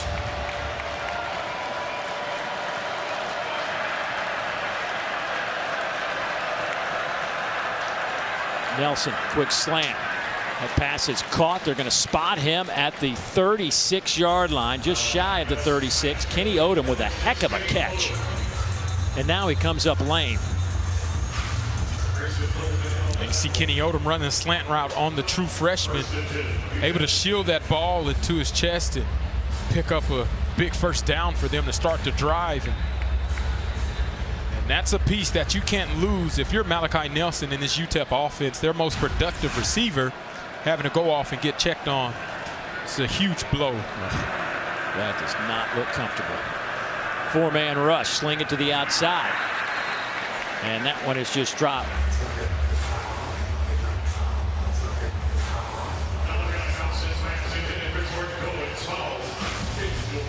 Got to make those.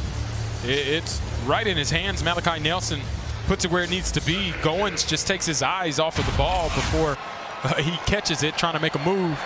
That ultimately cost him the incompletion. Second down and 10. Here's Wilson. Boy, he is met right there by Ethan Burke, the first one to kind of get some jersey, maybe a yard on the play. Ethan Burke, talked to him yesterday. He is all about winning. 6'6", 260 from right here in Austin, Westlake High School, 4th year in this program. And that one is bobbled out of bounds and incomplete. Juggling it on the way down is Eric Willis. So now it's 4th down. Yeah, it's a great job mixing up the snap count, kind of catch Texas off guard, and Eric Willis just can't bring it in with his feet in bounds to be able to secure that catch. Accurate throw by Malachi Nelson, just a missed opportunity trying to pick up that first down.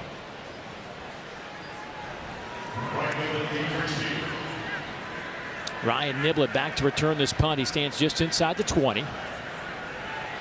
Noah Botsford transferred in from Valdosta State. A nice tight spiral kick, but this is returnable from the 13-yard line. Here goes Niblett to the near side. Boy, he's got a wall set up. Niblett hit it to 40 on his feet. Inside the minor 40-yard line. What a nifty return from Ryan Niblett, and that was set up very well. A 51-yard punt and a 49-yard return. Yeah, this play happens because they were smart blocks right on the edge. You look to the right of your screen, puts his hands up and shields that defender from being able to make the play on Ryan Niblett, but doesn't put his hands out to get that push in the back. And then Ryan Niblett does what Ryan Niblett does, one of the fastest guys on the football field, showcases that speed with a big return in plus territory for this Texas offense. Arch Manning back on the field.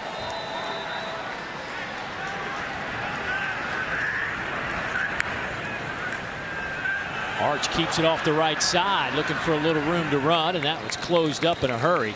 Micah Davey there to make that tackle. Recognize that name, Davey. Micah, the son of former LSU quarterback Rohan Davey. Yeah, and I think he knows a little bit about playing that position. Rohan, one of the best to do it. Arch Manning trying to find his rhythm offensively. He's gone 5 for 16. Found it a little bit at the end of the second quarter, though.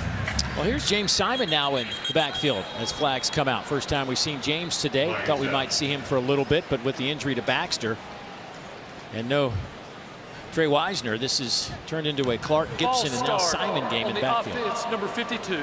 That's a 5-yard penalty, and it remains 2nd down. Texas in that first half averaged just 4 yards per play.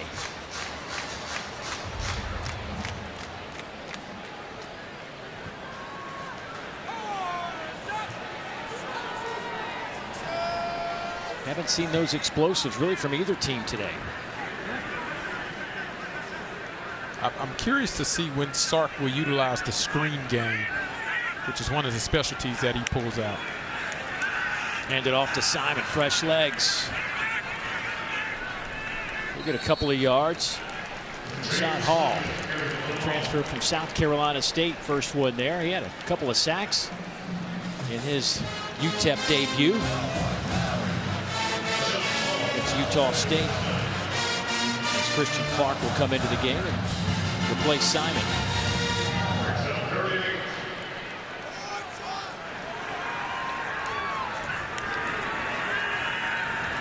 Oh, Manning is just walloped in the backfield. Passes caught, flags come out a couple of different places.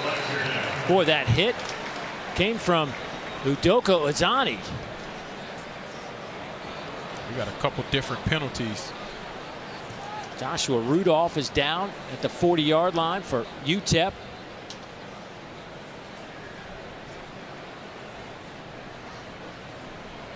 Boy, while they attend to Rudolph, we will step aside. Back in a moment.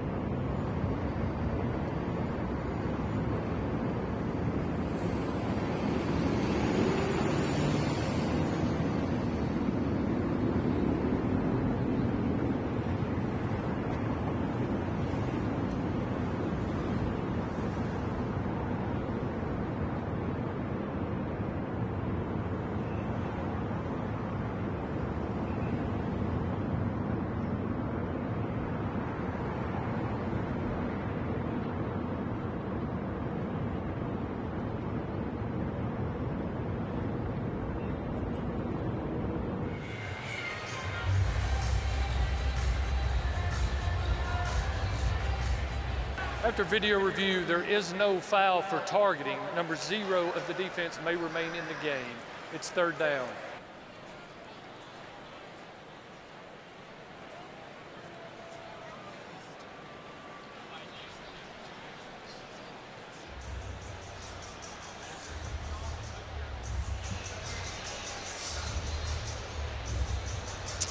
Thank you, Dari. Here, a lot was going on during that break, and they have waived off the targeting on Udoko Izani. You and I, our first inclination when we had a chance to look at it during the break was pretty clean hit, just right in the chest. It looked clean. The referees agreed. So the offsetting penalties, though, make it 3rd down and 8. Christian Clark in the backfield. Manning will take it himself. He's going to have the first down.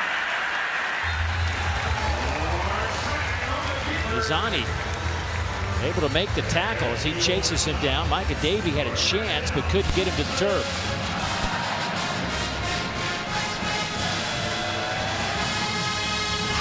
Third downs have been the bane of this offense. They find a way to utilize Arch Manning's athletic ability. Offensive line gets him drop back. He finds that open space and goes and picks it up with his legs. Wingo comes in motion, look that way. Now Manning will come back. He will throw it to Simon. Gets a block from Wingo. And Simon out of bounds inside the 20-yard line. Cody Lowe runs him out of bounds.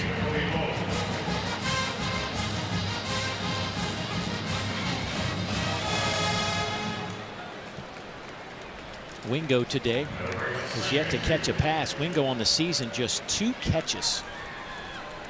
Can't have that happen. It's a dynamic player. Got to find a way to get the ball to him and get him involved. Go with Simon again. Breaks a tackle, cuts it back. Simon looking sharp inside the 10. K.D. Johnson finally drags him down. Garrett Hawkins had a chance at him. Being able to run that outside zone play, and the read tells him to actually go inside. He says, nah, I got this. I'll make that guy miss. Sticks his head upfield and then goes and make a dynamic play to pick up that first down. James Simon starting to feel it a little bit in his first opportunity to play some football in that burnt orange uniform. Simon. Ball will be spotted back at the 13-yard line. That's a loss of 5. Yeah, and that's just a drive killer. Arch takes his eyes off of the ball as he goes to the read, as that's a read run inside zone. If the end crashes, he pulls it, just gets his eyes to that read a little bit too early before securing the snap, and creates a negative play for Texas offensively in the red zone area where they've struggled throughout the course of this year. Simon stays in the game. The freshman out of Shreveport, Louisiana, trying to make a minor miss. Does. Falls forward inside the 15. There's Garrett Hawkins along with Cody Lowe. So it'll be 3rd down and goal now.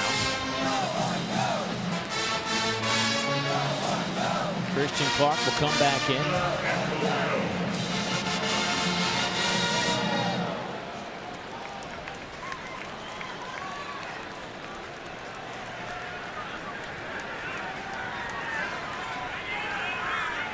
This is where Sark probably in the headset told Arch, be smart with the football here. Pressure comes. Manning looking, buying a little bit of time. Flag comes out in the backfield. Throws incomplete. That's going to be a hold. Izani was trying to break free of one of those Longhorn linemen.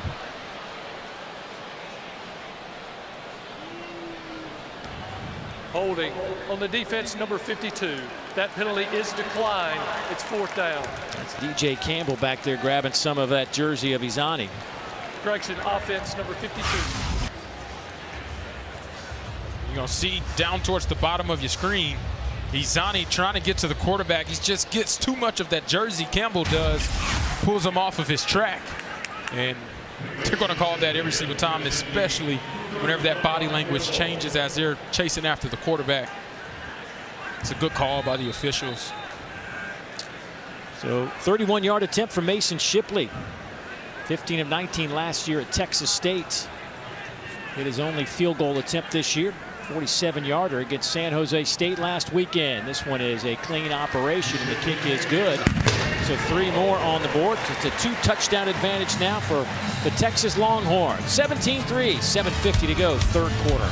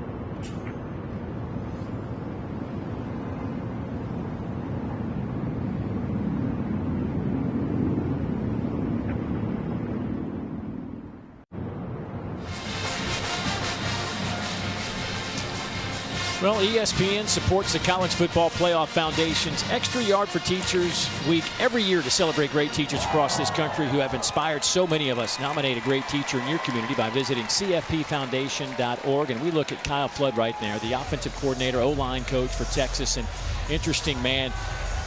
His first job when he graduated college was as a math teacher. He was a mathematics major in college, taught algebra and trigonometry, did it for a few years before he went to Hofstra and started getting into the football world and whatnot. But a great conversation yesterday. Loves math, loves numbers. Yeah, that's why his offensive lines are good. They always have great angles. He said he thinks he could get back in the classroom and teach today's youth. I was like, I don't know about that now. It's a different time now. ChatGPT figure out a way to help out any math problem. Trying to deal with that stuff.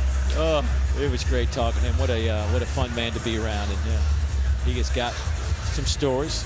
Look at him. He's working the iPad. Of course, that was instituted a couple years ago. Coaches, players can utilize that device on the sidelines. Trying to figure out a way to produce some points. UTEP on their drive today. 5 punts, 1 interception, 1 they turned it over on downs, and 1 resulted in a field goal. That's it. Hand it off. Wilson. At some point, I would think you got to try to stretch this out. We haven't seen UTEP take any chances really deep down the field. Yeah, and we saw them have success last week. They got to implement it now to soften up this Texas defense. The heat's coming again. Nelson tripped up in that SEC logo.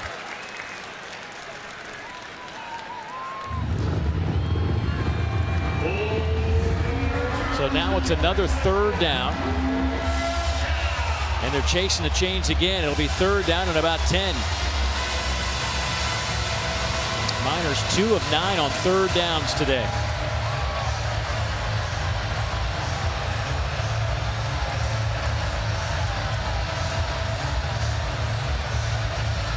Malachi Nelson has to be smart with the football here. If it's not there, right, take what the defense gives you, live to fight another down. route intercepted. Grayson Littleton with his first interception for the Texas Longhorns. He'll be keeping that football. And there you go. Rhythm drop just makes the incorrect read. Grayson Littleton flies underneath that flat receiver, trying to get to the sticks. Extremely smart play by the true freshman, being able to get underneath that pass and cause Texas's second turnover of the day. After the play was over, unsportsmanlike conduct against the Texas bench for coming off the bench and onto the field.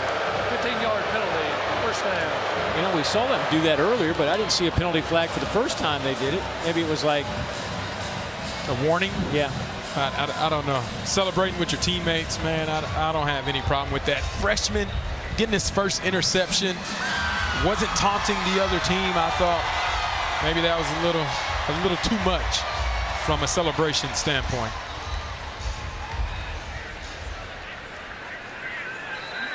So that'll back it up close to midfield. First down and 10 now for the Longhorns.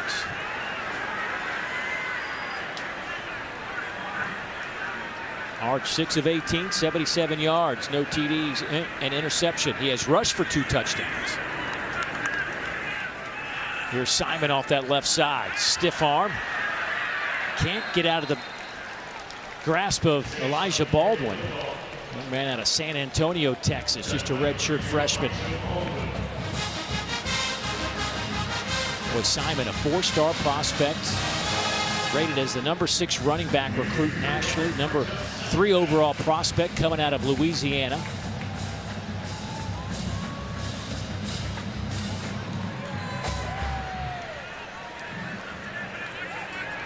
He averaged 9 yards a carry in high school. Whew.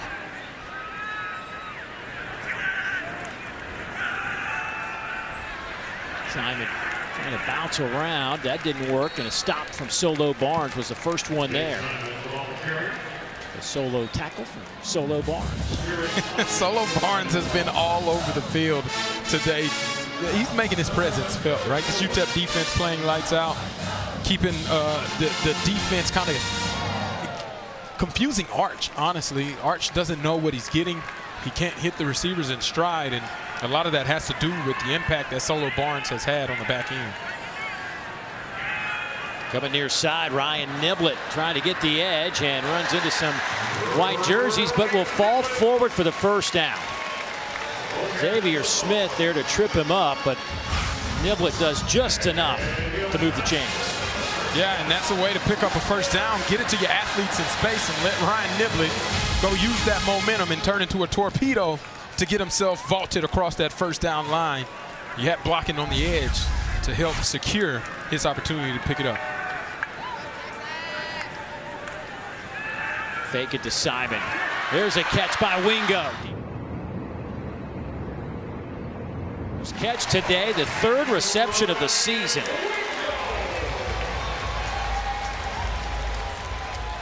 There's your screen game being implemented. If you using a fake run and then getting Wingo an opportunity to go showcase his athletic ability. First time he touches it, big time play. 14-yard pickup for Wingo, injured player on the field. We will step aside. It is 17-3 Longhorns, and they're driving again.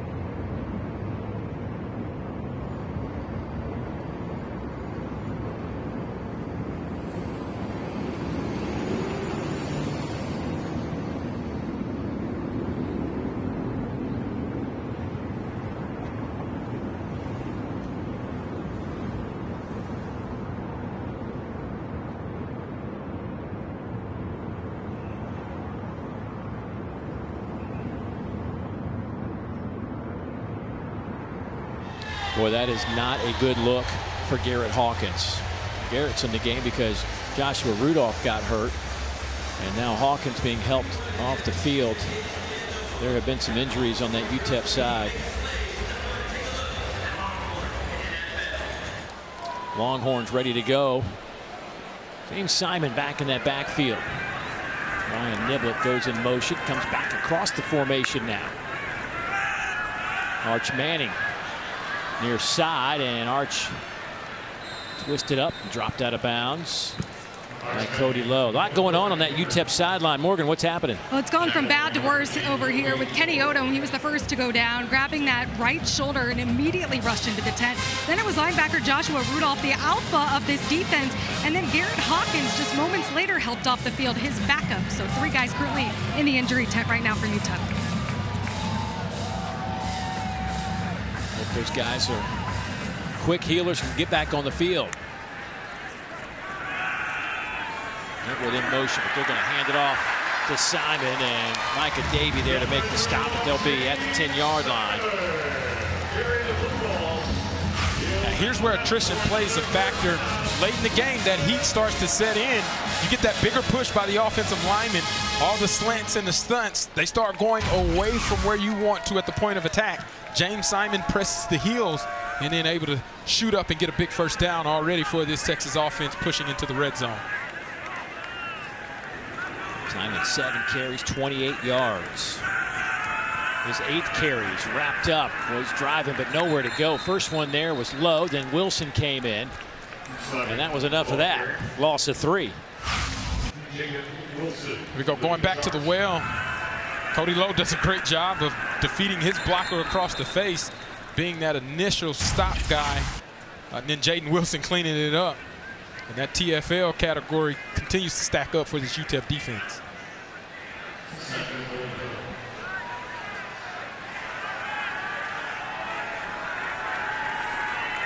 Second and goal. Take it to Simon. Manning's passes, batted in the air, and finally caught. Livingston in a tussle over there on the edge with Justin Content. Livingston won that battle, but didn't go anywhere. They didn't. Using the RPO, trying to get it to their advantage.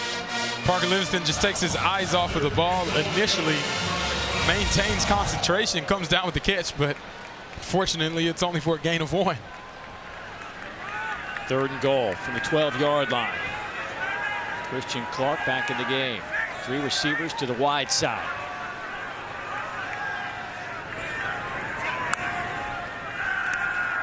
Manning looking. Still looking. Flushed out of the pocket, will throw, and that one is batted in the air. Deflected by Azani. And now it's 4th down. Here comes the kicking unit. And again, this offensive line gives Arch Manning all the time that he needs to make the right read. Keeps his eyes downfield, rolls out ultimately, probably makes a poor decision trying to throw it to the running back there with the defender in his face. Azani ultimately deflects the ball, but that could have been dangerous and going the other way had he been able to come down with that pass. So Mason Shipley. This will be a 30-yard field goal attempt. He's hit from 31 today from the near hash mark. This kick is on the way, and it is right down the middle. So another 3 on the board for the Longhorns. They will push this lead to 20-3. Well, we got a second. Let's get an update. Dari, what's going on?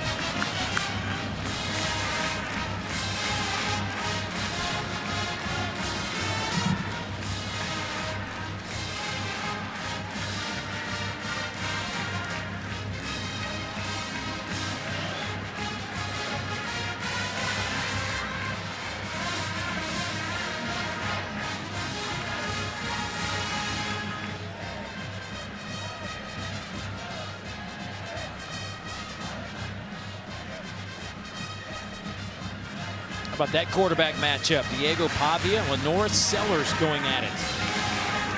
That'll be a fun one tonight. We'll get you there as soon as we wrap up here. You are watching SEC football presented by Sonic. Dave Neal, Fozzie Whitaker, Morgan Uber down on the sidelines in a 20-3 Texas advantage. It has not been easy for the Longhorns today.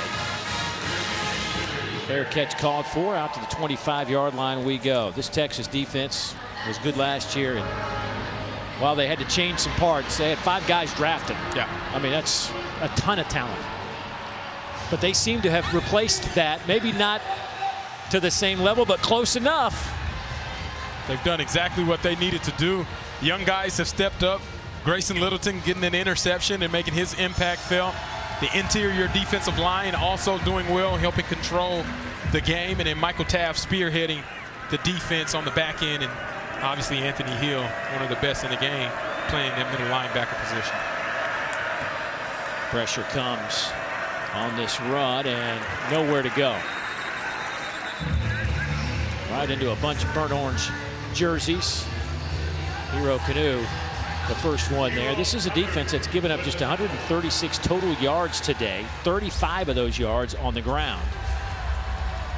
They're holding the Miners to just 2 yards per carry. It's impressive considering what the Miners were able to do just a week ago against Tennessee Martin. Obviously, the big 94-yard run by Wilson was a big highlight, but they moved the ball on the ground at will last week, and Texas has taken that away from this UTEP offense.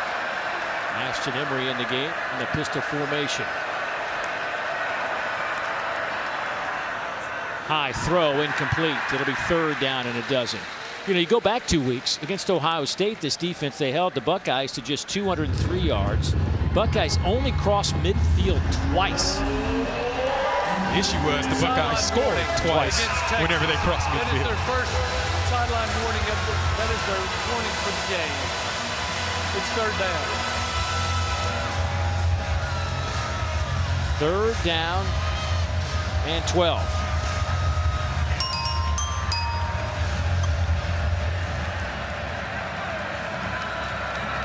Under a minute to go. 3rd quarter. Malachi Nelson. Pressure comes, dumps it off. Boy, what a nice catch by Emery. One-handed grab, but Longhorn stretched that one out to the sideline. Michael Taft leading the charge. There is a flag down.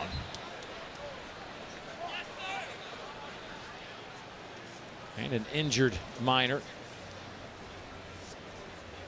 Judah Azinwa is the injured Miner, the tight end. You hate to see it. This UTEP offense and defense have already experienced significant attrition. Personal foul, illegal block below the waist on the defense number 29. That 15-yard penalty will be added to the end of the run, and it carries an automatic 1st down. Well, the true freshman Grayson Littleton. Yeah, and as a defender, you can't go low on that lead blocker no matter how big they are.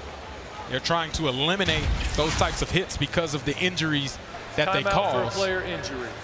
And that's where you get in trouble and why it becomes an automatic 1st down for the safety and health of everybody on the football field.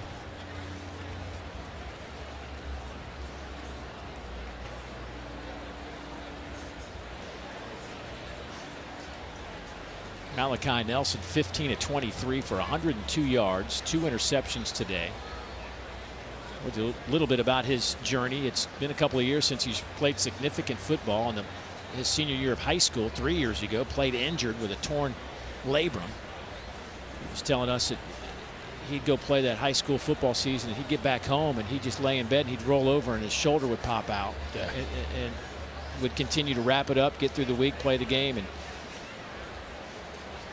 I can't imagine that was much fun. And then, of course, had surgery before he went to USC. Kind of slowed his development down and ended up being the 3rd-team quarterback for all intents and purposes. And he and Arch don't know each other, even though that they were like the top 2 quarterbacks coming out of that class. They know each other just because of kind of the world in which they live, but they never really met each other in person. Right. They sent each other a couple of text messages, but that's the extent of their relationship. Yeah, and they're both uber competitors, and Malachi Nelson is tough as nails, right? I couldn't imagine trying to play an entire season, let alone at the quarterback position with a torn labrum, Not to mention he won National Gatorade Player of the Year with a torn labrum his senior season. So that's how tough he is and how impactful he was for his football team in high school, and how good of an athlete and a quarterback he was coming out of high school. Boy, this is never a good scene as the golf cart from the left end zone is waiting at the 10-yard line. So while we will wait, opportunity to get it back to the studio and get an update with Dari. What's going on, buddy?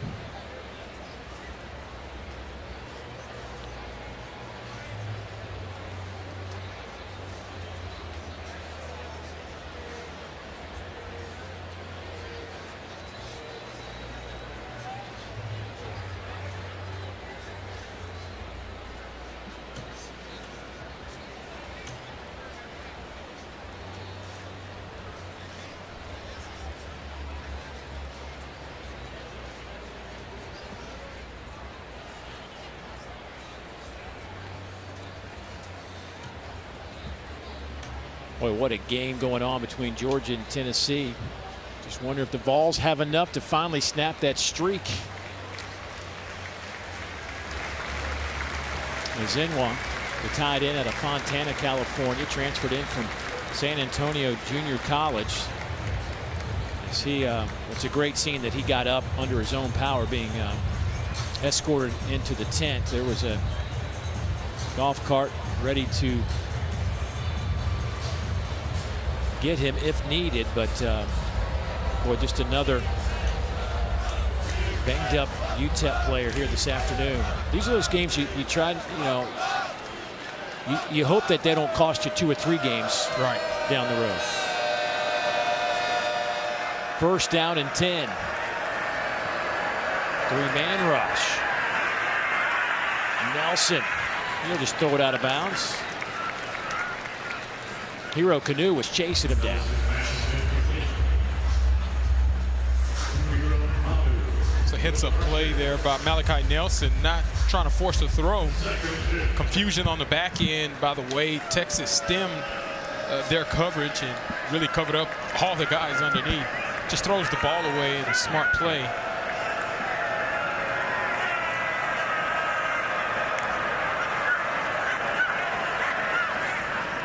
Quick hitter to the outside, caught there by Goins, and that's going to be a gain of about 5.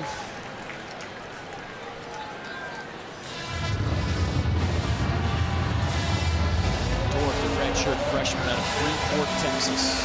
You got to imagine they're expecting UTEP's offense is probably expecting some pressure by Texas as they go into the third quarter. What would they like to go to and attack? That is the end of the third. So we played 3 here in Austin, Texas. It is 20-3 Longhorns. The college football playoff begins December 19th and concludes with the national championship January 19th on ESPN.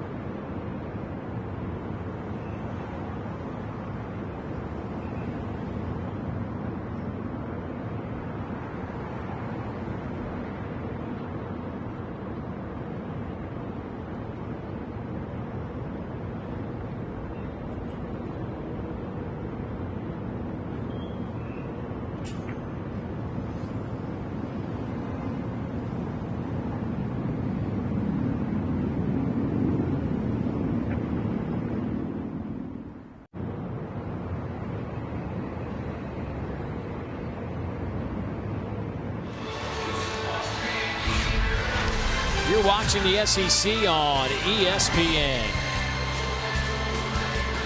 Having a good time here in Austin, Texas. It has not been a clean, crisp game by any stretch of the imagination. But Texas leads 20-3. Final 15 minutes on the way. Malachi Nelson. Little handoff, and he is met in that hole by Trey Moore.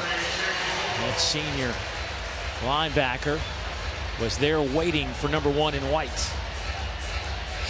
Again, you run that play offensively with the expectation, if you don't get it, probably going to stay aggressive and go for it on 4th down with it being only 3 yards away. And that is what they're doing.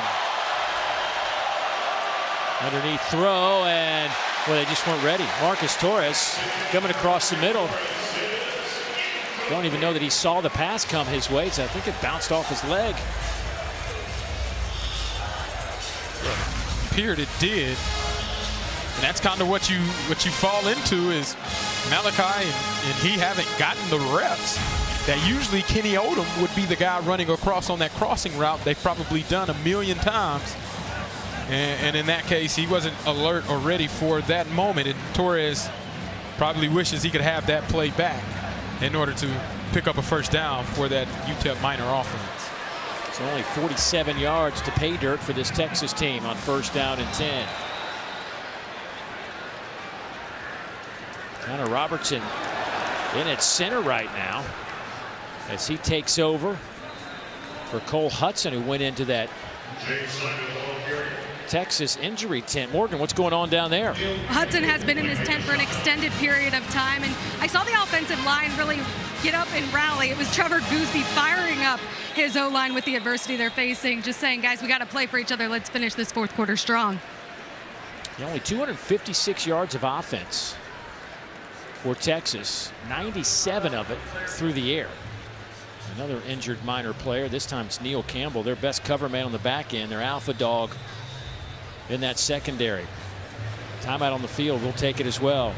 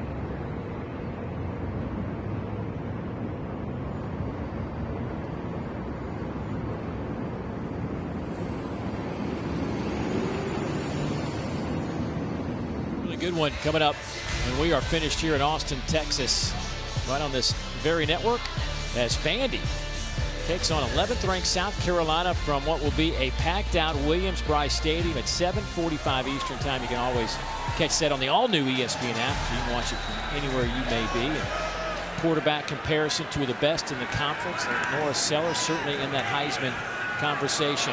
Arch Manning with a great play fake, keeps it himself, then breaks a tackle, a little dead leg down to the 31-yard line. 14-yard gain for Arch. Yeah, this is where Arch has been most effective for this offense. If it hasn't been working in the air, let's go ahead, keep it on the ground. You see Jack Indries leading the way, picking up a lead block, and Arch is BYOB, be your own blocker, breaking tackles and picking up another first down for this offense.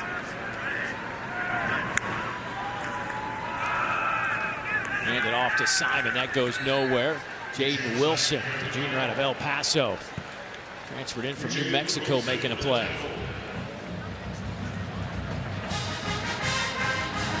Great read and a great tackle by Jaden Wilson. Playing underneath the offensive lineman, dipping that inside shoulder, filling the hole immediately. Minimal gain for Texas. Just an instinct he's been able to play with since he's come in relief. Simon on that carry.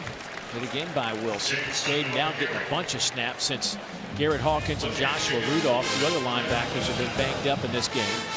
Micah Davey, the other linebacker, having a nice game with 7 tackles. Solo Barnes leads UTEP in tackles with 8. Flags or timeout taken by UTEP before the snap. Their first charge timeout of the half. So we'll take it with them. 12:34 to go here in the fourth quarter.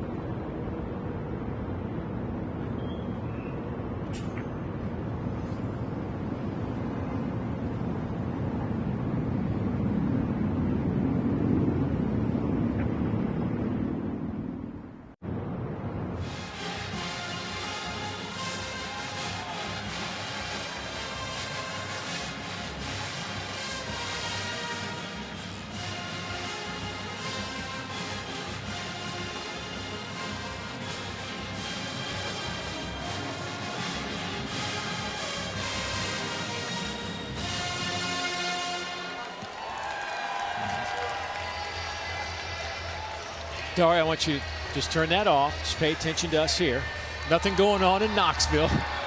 Oh my goodness, what a ball game. How about that throw? Down, 4th and 6.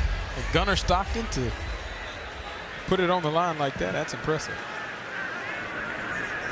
So 3rd down, and let's call it 4 for the Longhorns. Keep it on the ground. They'll go with Simon, who's had a good second half carrying the football. Neil Campbell back on the field after leaving a few plays ago. Good to see him back on the field. But Simon's had a nice second half. He's gotten the bulk of the work here. As Clark and Gibson were the guys getting the bulk in the first half.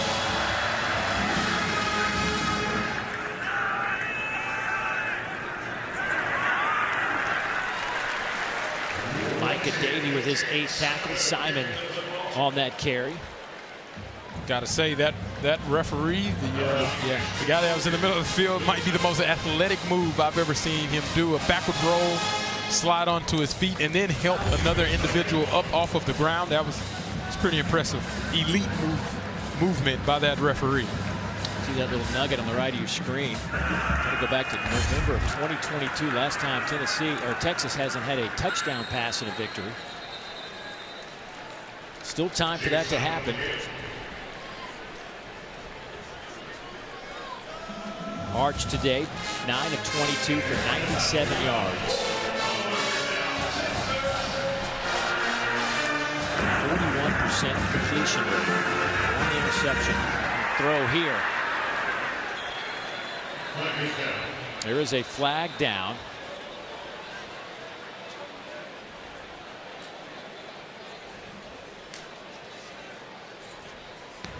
Illegal substitution on the defense, playing with 12 players. 5-yard penalty, repeat first down. Texas gets UTEP with their own tempo. Micah Davey tries to run out the back of the end zone, which obviously is illegal. Was caught by the officials. The correct call there as Texas catches UTEP's defense off guard with the no huddle. Jarrett Gibson in the backfield now. 1st and goal from the 5. Manning to throw, and that one is caught in the end zone. Touchdown, Ryan Wingo.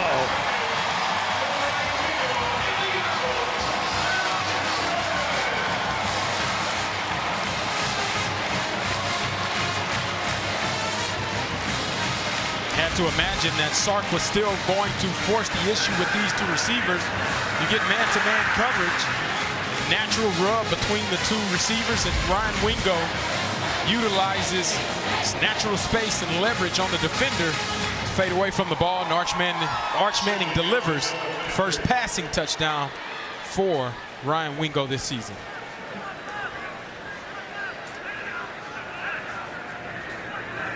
Shipley with the point after attempt.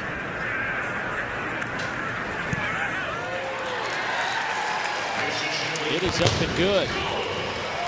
So a couple of catches this afternoon by Wingo. One of those goes for a touchdown. Boy, you know, he was really happy to pick up that one.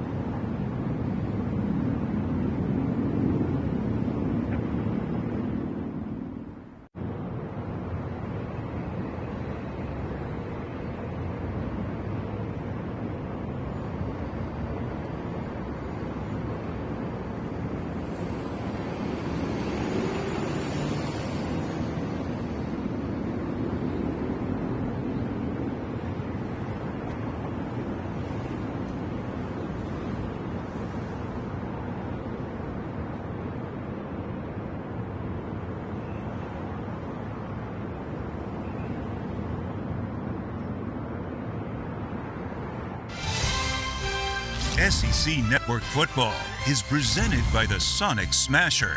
Buy one, get one free in the Sonic app. Live free, eat Sonic. Some of the festivities from last night. The Hall of Fame ceremony for 2025. Texas Athletics honoring some fantastic athletes from days gone by, including your old teammate, Rod Wright. Yeah, man, it's awesome to see. Big time guy, deserving big time rewards. Now coaching for the Houston Texans.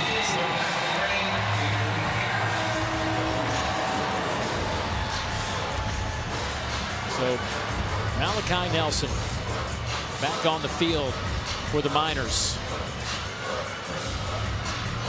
See his numbers today.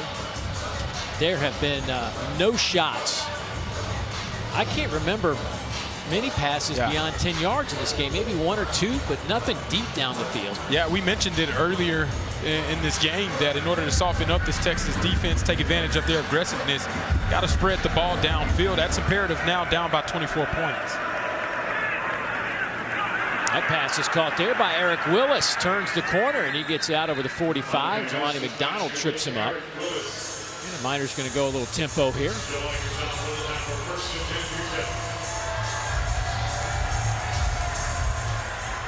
Spotted at the 48-yard line. Three-man rush. Malachi Nelson will just fall forward. Gets it into Texas territory, but now it's going to be hard to get it downfield if they're dropping 8. Yeah, that's tough windows, and Malachi Nelson has to do just that. Pick up what they give you, especially if it's open and available underneath. Don't be too antsy to cause an issue on the back end there.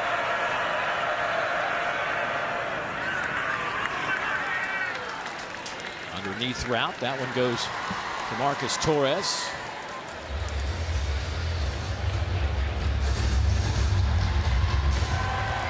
The redshirt freshman out of El Paso, Texas. Third and very short.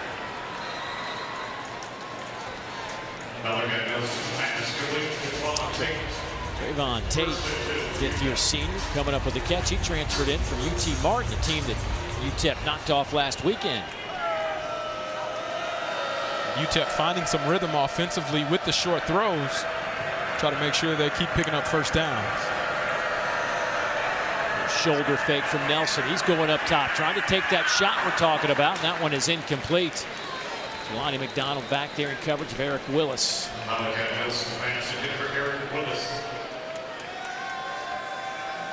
Pass interference on the defense, number 3. That 15-yard penalty will be enforced from the previous spot. Carries an automatic first down. You can see here, Jalen Gilbo just a tad early, touching on the receiver as the ball is in the air. Jelani McDonald over top, trying to force it, just too much contact at the end of that route in order to try to defend the ball. But again, I'm more of a let those guys play. I didn't think that necessarily warranted a pass interference call in that situation.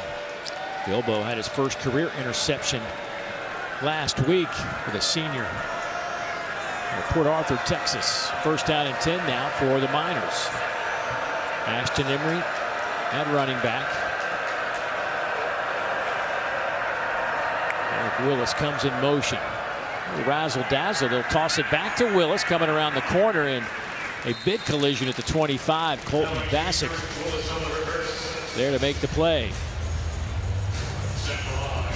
I actually expected a little bit more of the misdirection / trick plays thrown in there. Malachi Nelson even getting on the edge, forcing the issue, trying to pick up a block for his own teammate. They pick up a good 4-yard gain on first down to try to keep him ahead of the chains.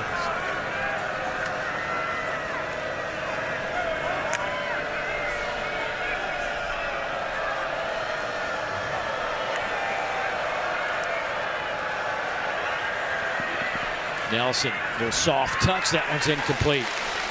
Trying to hit Trayvon Tate. Jordan Johnson Rubel back there in coverage. Nice closing speed. It's outstanding coverage one-on-one. Being able to knock it down. Now you set up third and medium. Texas has shown aggressive blitzes and man coverage on the back end. Is that the case here?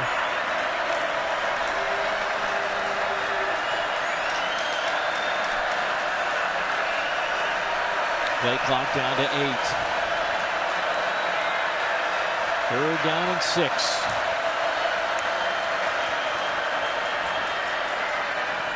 That one is incomplete. Jordan Johnson-Rubel back there again in coverage for Texas on this sequence. Now it's 4th down, and this is definitely go territory. Yeah.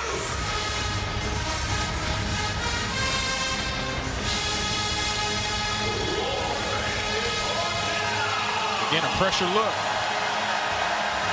Somebody has to win man-to-man, one-on-one.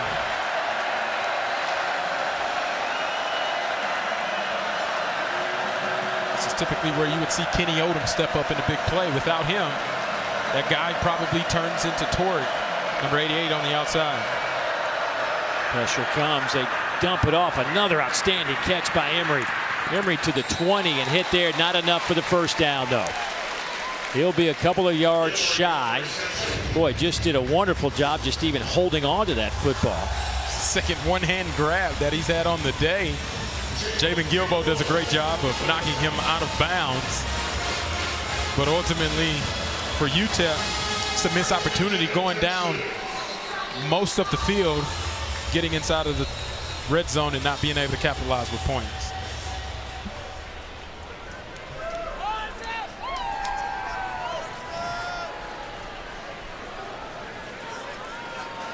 Well, our next True South is Tuesday at 8 Eastern, 7 Central, right here on the SEC Network with John T. Edge traveling around Charleston, South Carolina to Cuban Cafe Mexicano, Verns and Berthas. It's going to be a great show at one of the most popular tourist destinations in the country. Hope you can catch it for that one. Micah Davey in the tackle of Jarrett Gibson.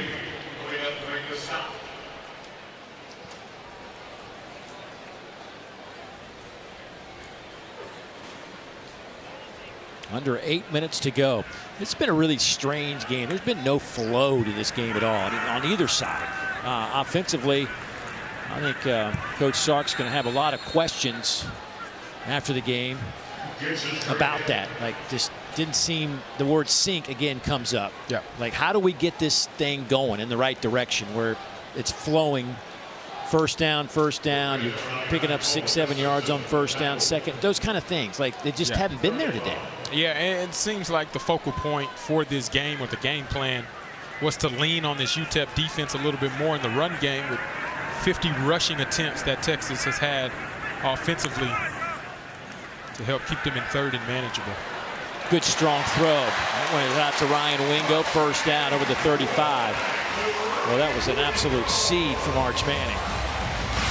Now, it's the throwing talent that we've been looking for. Drop back, hitches, and then throws a absolute laser to Ryan Wingo. That's the connection that has to continuously grow and continue to take that next step in the evolution of where this Texas offense needs to go to be in sync, like Steve Sarkisian mentioned to us yesterday. Simon shifts to the left. He'll get the handoff and run right. Udoko Izani with the tackle. Well, we call Izani being a bunch. 6 tackles today, but feels like it's a lot more than that. He's been a disrupting force for sure. Yeah, he and Micah Davey, I think they have a battle of who can come away with the most tackles by the end of the day, maybe even by the end of the season, the guy with the most tackles. Davey leading the team right now with 9 stops for UTEP. Second down and 9. Boy, trying to get Wingo on the edge, and that was going nowhere. There's Jaden Wilson again making a nice play. A couple of those here in the second half. Yeah, Jaden Wilson reads it well. Reads run and obviously make sure he has some leverage. Ron Wingo tries to bows out to avoid it, and Jaden Wilson just makes that play. And again, that's another TFL for the top team in the country that produces the most TFLs. Christian Clark at running back on a 3rd down and 15. Rushing 3, dropping 8. Arch will come near side with it. High throw, but looked like Clark got his feet tangled up as well. Now it's 4th and 15. Yeah, just when you thought the Longhorn offense was finding rhythm, then it kind of just falls apart with the negative play and then can't complete on the check down, and Bo Meester's back out there for another punt.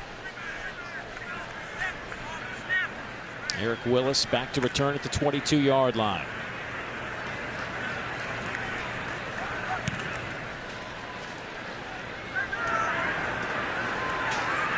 Willis breaks a couple of tackles and takes it out to the 40-yard line.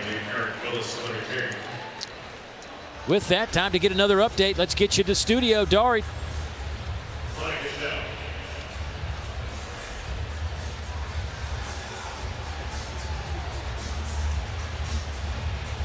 During the return, illegal block in the back on the return team, number 27. That 10-yard penalty will be enforced from the spot of the foul, 1st down.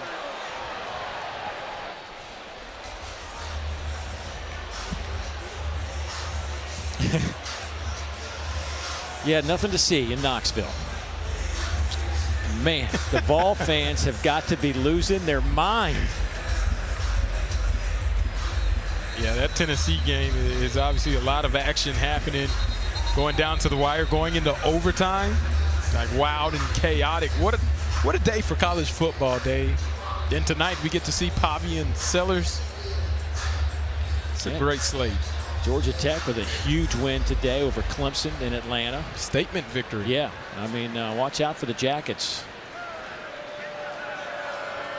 Boy, Haynes King is some kind of quarterback for the Georgia Tech Yellow Jackets. True two-dimensional player.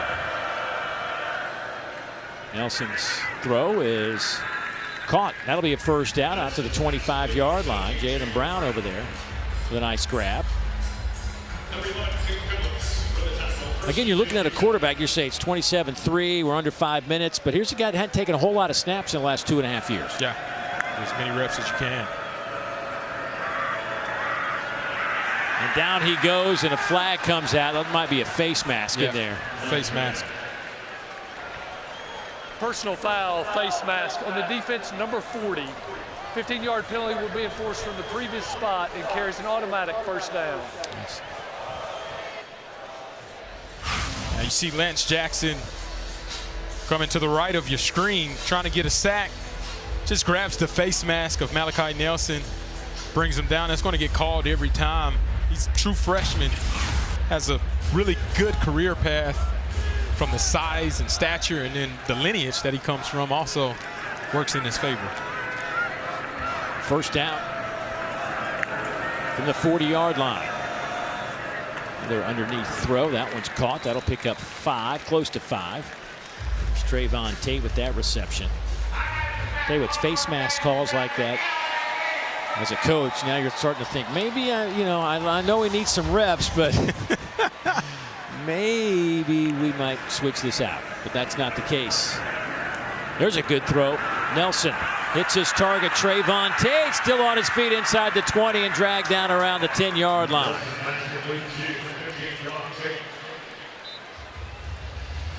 And the Miners in a hurry-up mode.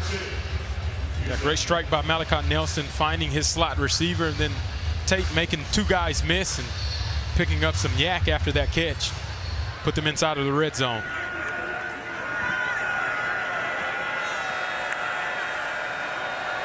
Nelson dumps it off underneath. It's caught around the 7-yard line.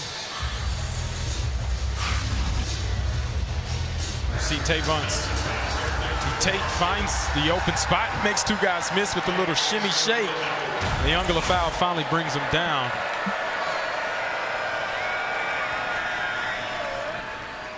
That handoff goes to Wilson. He gets a couple of yards to the 5, so it'll be 3rd down, and they got to get it down to the 2-yard line to keep the drive alive. or pick up the first down.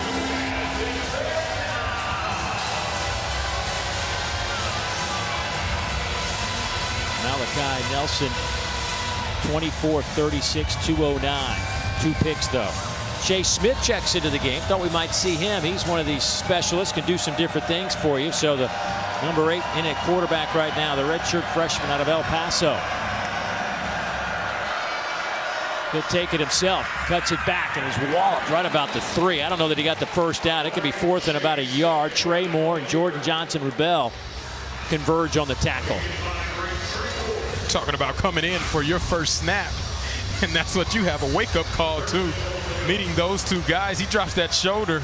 He realizes very quickly, kind of need a little bit more leverage, but it's a big play. 2-minute timeout. Picks up the first. That's the 2-minute timeout.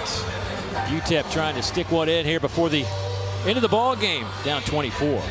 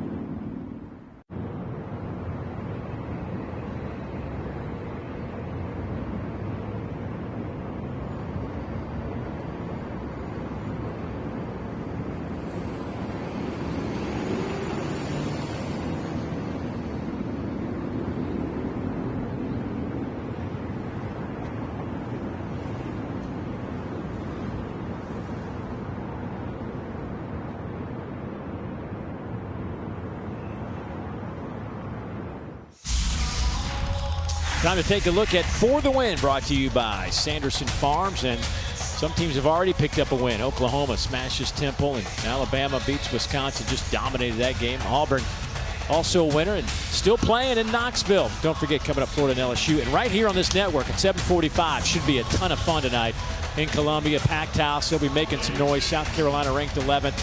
Lenora Sellers and Diego Pavia on the field. Will be an amazing matchup at quarterback.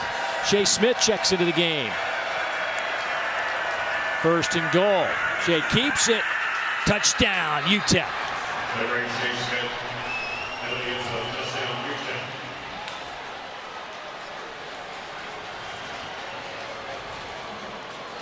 And you see the excitement by Scotty Walden there. That touchdown means a lot for him and this program. Shea Smith, the youngster out of El Paso, redshirt freshman, calls his own number, uses that lead block and gets into the zone. Cade McConnell will hold. A little 2-point conversion did Cade, number 11, down there, the holder last week. They lined up in a funky formation. We're going to do the traditional point after here. Ariola is through the uprights. New score, 27-10. So the Miners will get a little confidence builder with that touchdown. Yeah, building up the confidence of the young quarterback as well. Ashton Emery leading the way as that lead blocker, and Shea Smith does what he does best, dropping that shoulder. And Scotty Walden celebrating. Touchdown in the end zone. UTEP Miners with their first one of the day. I know it's not been a pleasant day offensively for this Texas team. 310 yards of offense, but I mean, I know you're going to say, hey man, they're Conference USA G5, but this has been a really good defensive team. Yeah. Now, I'm not saying that Texas was sharp by any stretch of the imagination, but I think a little credit should go to the guys on the far sideline for some of the work they put in today. Yeah, it's always two tales to the story, right? Texas offense is off, but why was it off? Well, some of the things had to do with what UTEP forced from the defensive side of the thing. So credit is due because of how well they've played and established the line of scrimmage, being able to create some chaos up front, and then forcing some errant throws by the quarterback and creating a turnover as well.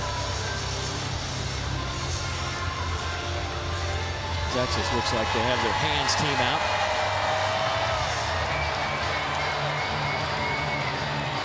Ryan Niblett is the lone Longhorn. Back at the 15-yard line. There is the onside kick. And Texas recovers it cleanly and crisply, and they'll take over at the 46-yard line.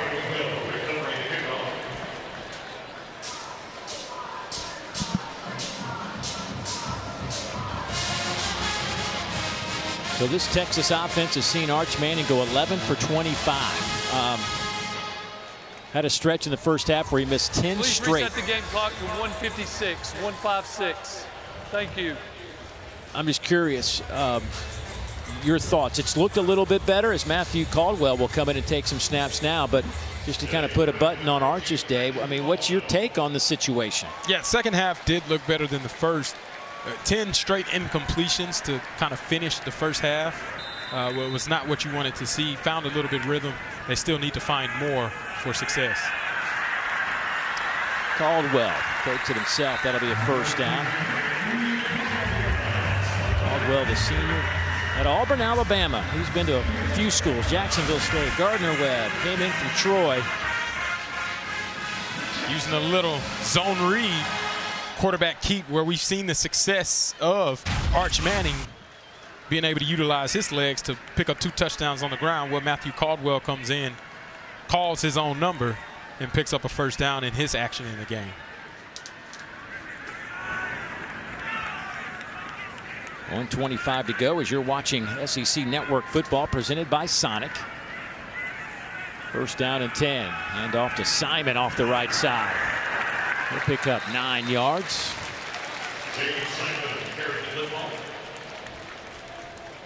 What I've been impressed by Simon here in the second half. I mean, he is now 16 carries, all coming in the second half. Gibson had 18 carries for 64 yards. I think a big topic of discussion will be the injury to C.J. Baxter that carried at one time and left the field hobbling and never saw him again. Yeah, this running back room going to have to grow up very quickly with Trey Wisner missing today. Get him back healthy, hopefully to help offset some of the injuries you've seen. There's Simon turning the corner. Has the first down and out of bounds at the 16-yard line. That's a freshman mistake right there, Dave. You got to stay in bounds on that. Let that clock run. Well, maybe he wants one more carry. I understand that. He's willing to take the heat. Give me the ball one more time. Now, if I was a coach, I might sub him out.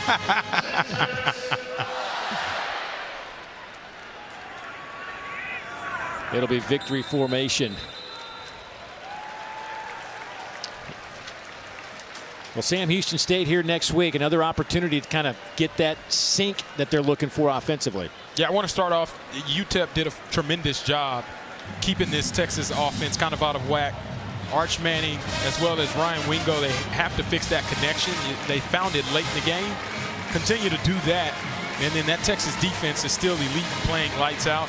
I want to see that continue to grow. And see them find their own space and rhythm within the game plan of what Steve Sarkisian thinks this team can be. And I'm excited to follow the rest of the journey of the Texas Longhorns as well as the UTEP Miners with what Scotty Walden has cooking up in Conference USA. Yeah, big fan of Scotty Walden. See what they do in their conference. They're going to be a headache for a bunch of teams as he continues to grow that program. But Texas will take the win, go to 2-1 on the year.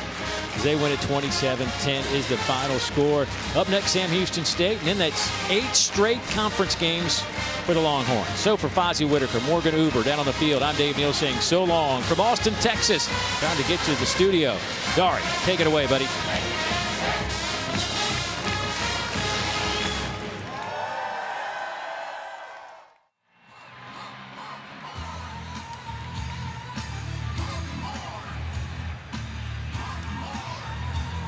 Coach, you told me at halftime. Coach, you told me at halftime that you wanted Arch to find a rhythm. What'd you see in the second half? Well, we got him running, using his legs a little bit more. We found some throws in there for him. It's a nice touchdown pass. But we got to play better in the passing game if we want to be a complete team. In the running game, without C.J. Baxter, without Trey Wisner, what did you see from the rest of your core today? Well, I think guys started to get the rhythm. The first time running the ball for James Simon, I thought he did a nice job. We'll evaluate the tape and see how it looked. You've talked so much about the defense being the strength of this team. What did you see from that group today as they look to continue to build? Well, they played really great. They gave us good field position, turned the ball over, for the most part, minimize the explosive plays. So we just got to continue that trend defensively. Thank you, Coach. Appreciate it. Thank you. Thank you, Thomas.